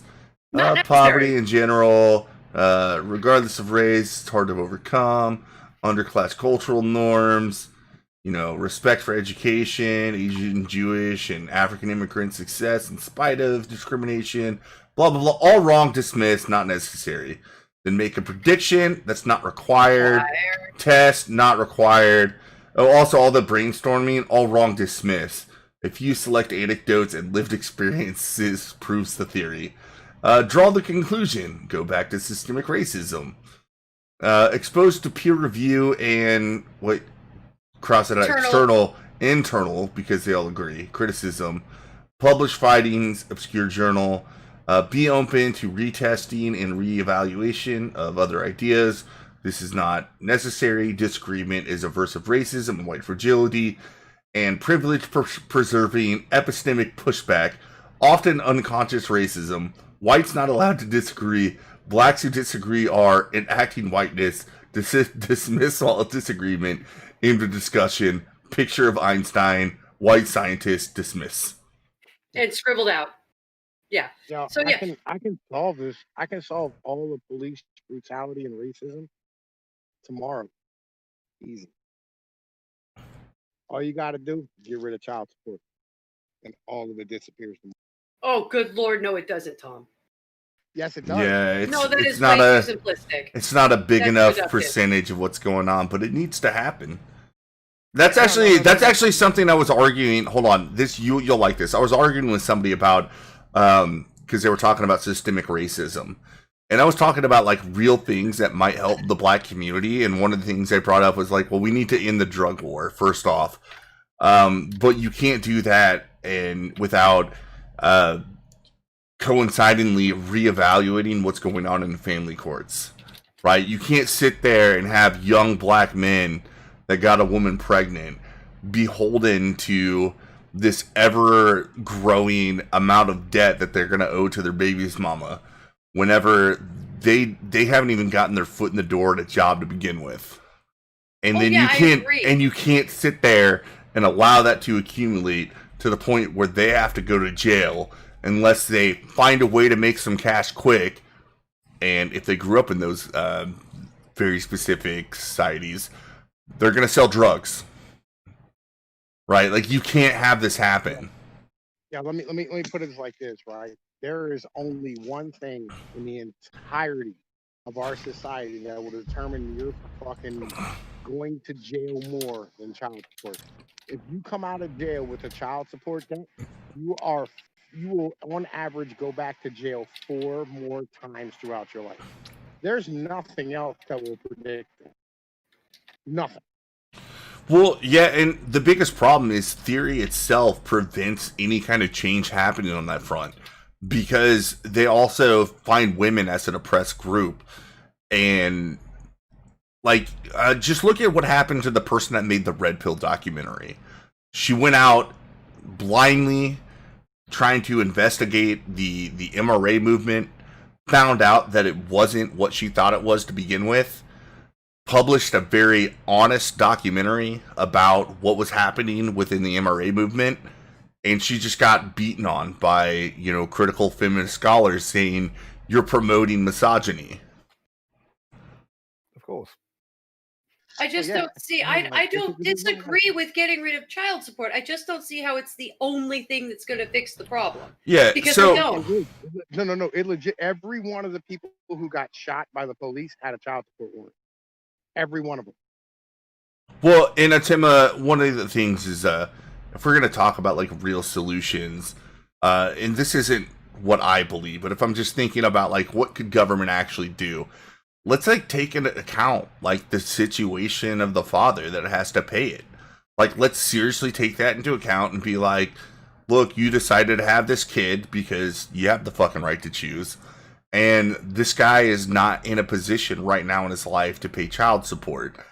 And maybe you have some pressure to make him get in a position where he can help take care of the child. Maybe you have that. But you can't just look at somebody that's fresh out of, actually probably not even fresh out of high school, right? They probably dropped out and they had a kid and they can't get a fucking job that could even come close to covering their expenses plus paying for the kid. There's more. Your mom probably lived in Section 8, so when you were 18, you had to leave because males over to 18 years old have to pay rent in a Section 8 or HUD housing position. Well, and the mom doesn't want you there because they're in the same situation as well. Well, no, it's not just that. Like, you literally, if you continue to live there, you have to pay rent, and it costs your mom money for you to keep you there. So you have to leave, and you can't live with the baby's moms because she's in the same position. I mean, only because it's the theme of the show, but I think we can circle all of this back to, like, we really need to go back to a liberal way of thinking to solve these problems. Like, you can be rational and you can have this thing that's universal, because it's not just, yeah, it disproportionately affects black men, but it affects all men. I know it's 1 in 3. 1 in 3 black fathers will go to jail at some point for child support.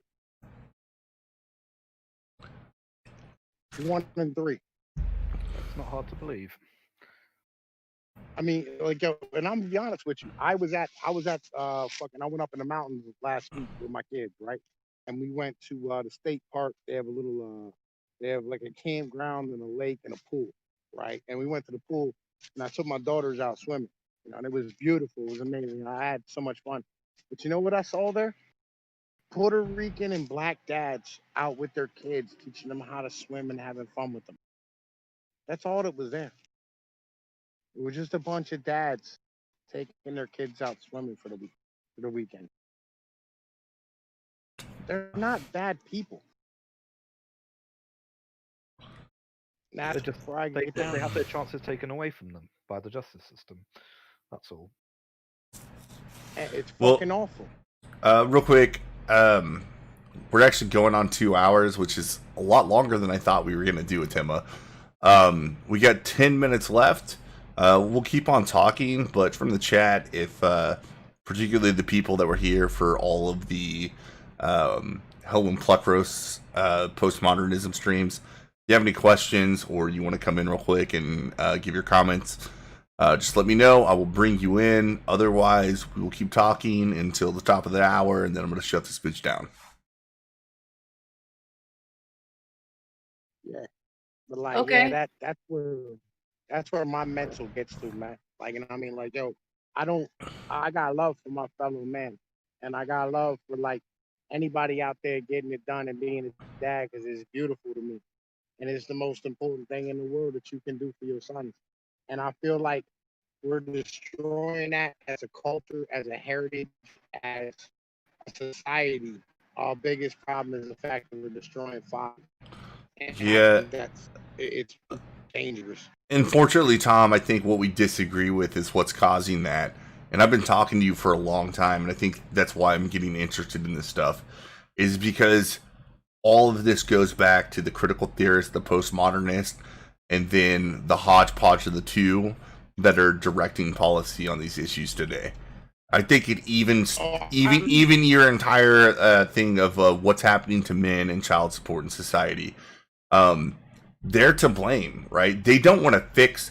When was the last time you heard a feminist scholar saying, well, to help black men, even a critical race theorist, to help black men, we need to redo child support?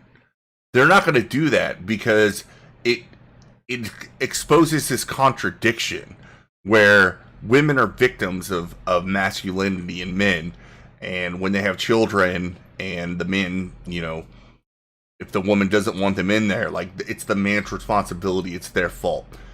Even black men, like, they just say black men are the white people of black people, right? Because black heterosexual men are very low on the intersectional totem pole. Well, you want to really see it, like real shit? Look at George Floyd, right? Like, he had 2 daughters and shit, right? Mhm. And his youngest daughter's mom lived in Texas, and she was nowhere to be found. And neither was his daughter, but his mom and dad and brother were all over TV talking about how great of a dude he was, right?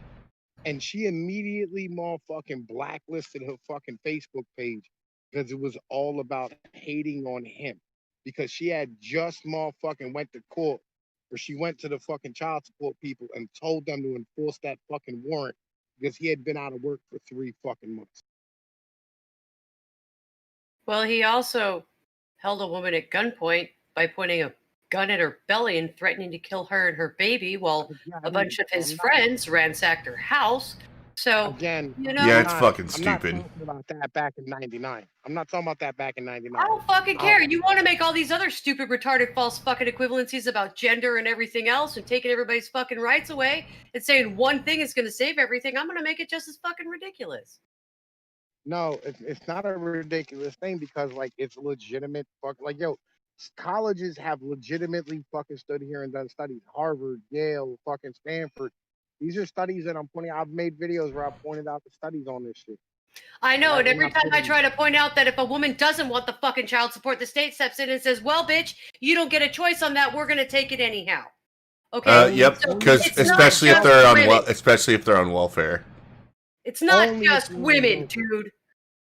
It's only if you're on welfare, because the state wants the dude No, to be able it's to not. pay It's for if the you welfare. get any kind of fucking assistance of any sort from the state in the state of California. So, you Yep. know, you No, get hold a on. grant to go to fucking college. It No, depends. the state has access to your ex-husband's child support Hold- for the rest of that child's Hold life. on. I don't want you guys yelling at each other over this, but you're actually right. And whenever you brought up what happens in the state of California, it's crazy how in these very progressive states that have the most, they always tend to have these most lucrative laws in favor of the women.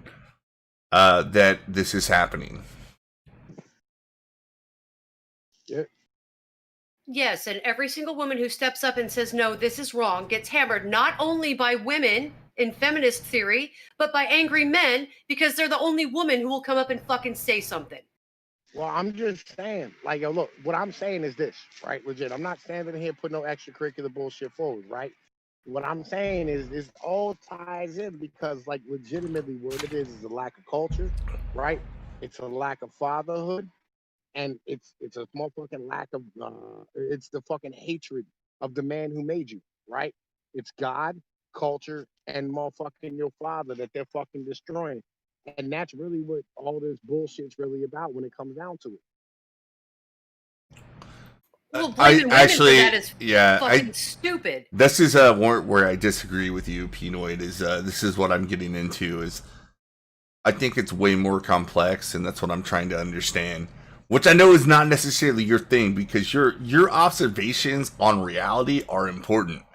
Yeah, what is also important is understanding that this crazy shit that's going on is based on people that have thrown reality out the fucking window. And feminism wasn't started by women; it was started by French post-Marxist philosophers or postmodernist philosophers. Yeah, no, actually, by women. I disagree. Liberal feminism, like in the women's suffrage I movement know, I'm area, talking about the was feminism was we're dealing very with different. today. Yeah, I mean that's why that's why most women don't call themselves feminist, because if you give that bullshit response, well, it's just about equal rights for women. They're like, no, like every time I talk to a feminist now, it has some other meaning, which is really if they're bringing all this critical social justice bullshit to your average person, and they're just like, yeah, if that's what feminism is, I don't really want any part of it.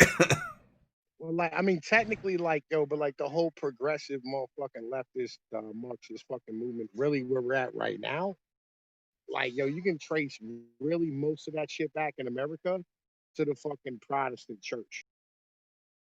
No, when it really comes down to it. No, you can chase it back. It got skipped. It feels like a religion.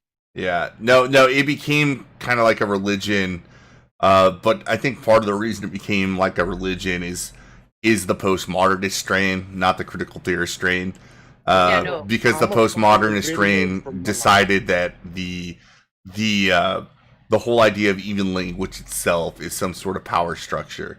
So they look at things as power structures, and they're trying to invent their own. Okay, Tom, this is coming from the people at New Discourses who have gone through and physically read all this shit in chronological order by region and are chronologing and us that are taking interest in this, which, by the way, I just want to point out, thanks everybody for joining in and listening to it, especially the people that were here for the first half of the stream. This is something nerdy. The reason I'm not doing this with Tom Pinoid is he doesn't like this fucking like nerdy esoteric talk. I'm sorry, Tom, you don't. You've never been a fan of it.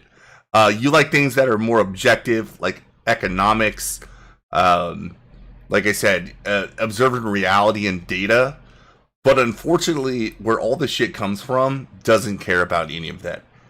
The only time they will actually bring things in from reality to the actual conversation is if it happens to suit the narrative that they want. Otherwise, they don't care. They literally do not care about reality. Yeah, and it makes it something sort of anecdotal. Yeah, thing too. it makes it makes it something that you personally, Tom, are going to be like, This is just bullshit, and I don't care about it. Like, this is not something I need to explain to people. I just want to explain it to people because I feel like it gives them a better basis for argument, understanding, like being able to call out. This is something, Tom, I don't even think I got to tell you about. I was sitting on a work call, which was a thing about belonging. And this, well, she's a girl. She never identified as anything other than a girl until afterwards, and Tom left. Object actually disconnected and fell out, and he's trying to get you. Tom left. Yeah, but Sorry, I was hearing you roboting a lot. I was wondering if it was on my end or not. Well, no, like I was trying to explain to Tom, like I don't think he likes. He's never been a fan of this stuff. I know he doesn't like it. I think he got mad that I was calling him out as to why I didn't want to have these conversations on his stream, because these aren't things that he would want to talk about.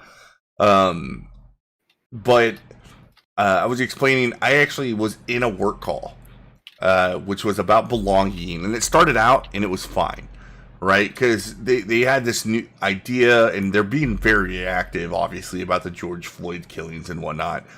But they wanted people to feel like they belong, and the whole focus, especially from like the top level, was talking about accepting you as your true self, judging you by your work and not other superficial things. And I thought that was actually a pretty cool way to go forward as a company. But then a woman that's part of the Belonging Council comes in and starts telling everybody, well, if you're white in America, you're racist. And she's white, and she's like, I'm racist. And kept going forward. One person interjected shortly, and she's like, I know. This is my opinion, but these are things, and there's books. And I'm just sitting there like, there's books. I know what the books are. I've read the books, and they're bullshit. And the fact that you were able to... White Fragility and How to Be an Anti-Racist. Those were the two books. Mm-hmm. I could call Ibram Kennedy and Robin DiAngelo out by name. I don't think it's a good way forward. But me and a lot of other people kept our mouths shut. And it says a lot about society right now. That somebody can go on in front of vice presidents for a major corporation in America, say those things with impunity, get no pushback, and not even punishment. She literally just called 90% of the people that were on the call, because most of them were white, because I live in a mostly white fucking city. She called them all racist. Blindly. And then she said she wants everybody to feel included. And you're not allowed to point out the huge dissonance between those two fucking sentiments put into one statement. Means is asking me if I disagreed, why didn't I say something? And the problem is you're not a vice president. Well, I'm not a vice president, first off, and she was part of the Belonging Council. But I know the way these people work, and it would have caused me hardship to especially have outspoken disagreement, which is the first thing that would have came to my mind.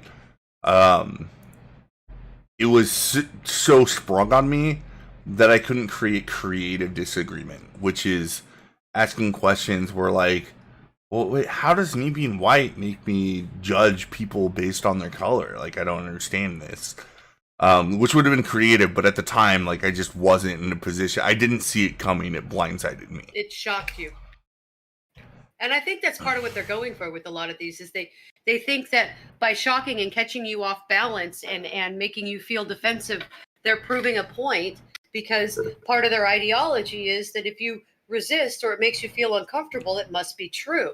It couldn't just have to do with the fact that it is an affront to the reality in which you dwell. Yeah, another thing, memes, that you really have to understand is that in their own words in this ideology, right, you're either an anti-racist or you're a racist. And any disagreement to the ideology is just you perpetuating racism. So they will take any objection I have, and if they're in a position of power above me, they can use that against me to make, and what most likely they would do is make me go through some sort of struggle session. right? They would try to make me confront my white privilege. The only reason I was able to say that is because I'm a white male and I've never faced discrimination. It's memes. I do not disagree. I don't. This is why I mean, I operate under an alias on Twitter and on YouTube.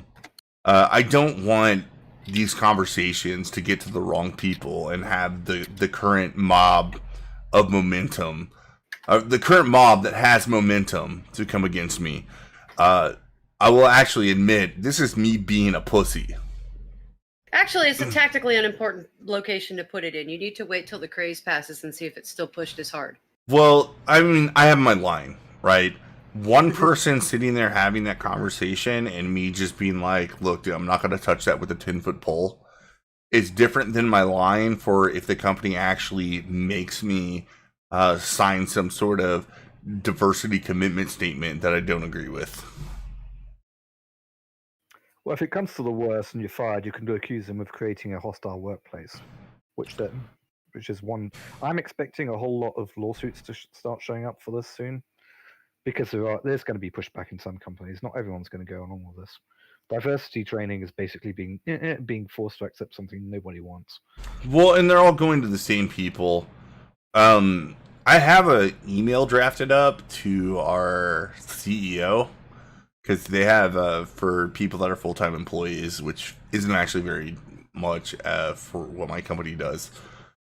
I have something I'm ready to send, but I'm not going to send it until they start crossing the line. This one person that was part of the Belonging Council, which is also a person that was on my team. Let's add that.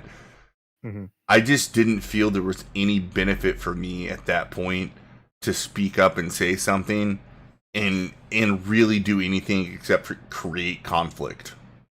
Quick OPSEC point here, operational security. That draft, it's not saved in your inbox. It's not saved on the mail account, your work mail account, is it? No, it's on it's on a Gmail account that is... Okay. That is not any of the two that I actually use. And I did it. Well, yeah. I did it on purpose because I was going to say, that kind of thing at work, yeah, I wasn't, yeah, anywhere near your mail account. Yeah, no, like it's pertinent to say that, like, hey, I work here. Give them enough information to prove that you work there. Just say I don't want to have me specifically be called out on this. But I want to bring this to the attention of leadership. Yep. And just hope that leadership don't go, okay, he's... Well, yeah, and Sin Rising means both. None of this shit has anything to do with what I do at work. It doesn't come up, usually. It was just this very specific conversation on belonging that they decided that they were going to have little Zoom forums based on every team to talk about one day. And like I said, I think most people that were on that call had this liberal idea of what it meant to be a racist, and they had these liberal observations of things. It was that one specific person that happened to be on the Belonging Council that I disagreed with, and I thought what was egregious is that with impunity they can get away with saying those things. Well, yeah, if you want, because there's nothing worse. Well, there's nothing worse right now than being called a racist, right? Like, think of any word that could be accused at you right now that is more damaging to your reputation than being called a racist. Well, certainly in the US, that's not the case everywhere around in Western society. Yeah, I see Western society. Yeah. Yeah. But yes, it is, especially if it's done publicly, but or in a publication rather, or some form of external media. Well, and if it wasn't for this nonsense being very rampant in academia and pop culture, I don't think they would get away with it, right? Like, I would say stop. Like, you can't just call everybody in this call one of the fucking worst words you can call somebody in today's society just because of the color of their skin. Like, that's a I've racist. just interjected and asked, what is your definition of racism? To know exactly what they're talking about, because as you know, one side has, as we discussed before, one side has a definition and the other side has a different definition. Yeah. I might be more prepared if I'm in these conversations again, but you have to understand, even me, somebody that pays attention to the stuff and knows where it comes from, whenever I heard that actually come up at my workplace, which it never has before, like, everything that I know about this is bubbling up in my head, right? Like, there's like so much information is just being front loaded to the front of my brain about why this is so wrong that I had nothing good to say. So I did the Bambi thing. It's like, if you can't say something nice, don't say anything at all. Yeah. Which is where I retreated to. Quite honestly, I think with everything still being very charged, trying to push back at all right now will do nothing but cost you. It's not going to spark the debate or create an environment where people are going to be able to change anything. It's just going to increase the amount of uncomfortableness other people are feeling, because all that's going to happen is you're going to disappear off the team list. Actually, I think the best thing I could have done in that situation, and this was me kind of reflecting, because this actually was on my mind for a long time. Like, I mean, 3 days I was thinking about this, and it's still kind of on my mind. But I think the best thing I could have done was, whenever she said there's books, I should have interjected and said, a person, I understand where you're coming from. You're coming from the Ibram Kennedy, Robin DiAngelo school of thought. Just to help you out, I think it's very important that you, whenever you're saying the word racist and racism, that you explain it to what you mean by that to everybody, or else it's just not going to come across very well. I think if I would have said that, right, where I didn't take a position, but I said, I know what you're talking about, and I think that you need to explain the definition, kind of what you said, object, but in a way that's way more passive, right? Passive and neutral. It's way more passive, plus shows that I understood what she was saying, which is the worst part of it. Like, I knew what she was saying. Most people on the call probably didn't know what she was saying. Well, if it comes up again, now you're prepared. Yeah, no, exactly. And that's what I'm going to do. I'm just going to say, and I can actually come from it like, I'm actually being friendly. I'm giving you the opportunity to explain to people that have not been exposed to this stuff what you really mean. Mm-hmm. And I think that would have been the best approach, especially in a professional environment, when somebody can get away with saying that with impunity, which is the part that pisses me off. Right? There's nobody will push back on it. Nobody. There were 40 people on the call. So only one old lady said, I disagree. Well, good for her, at least. Wow. Only one. Well, and then, so I will say, like, here's hope.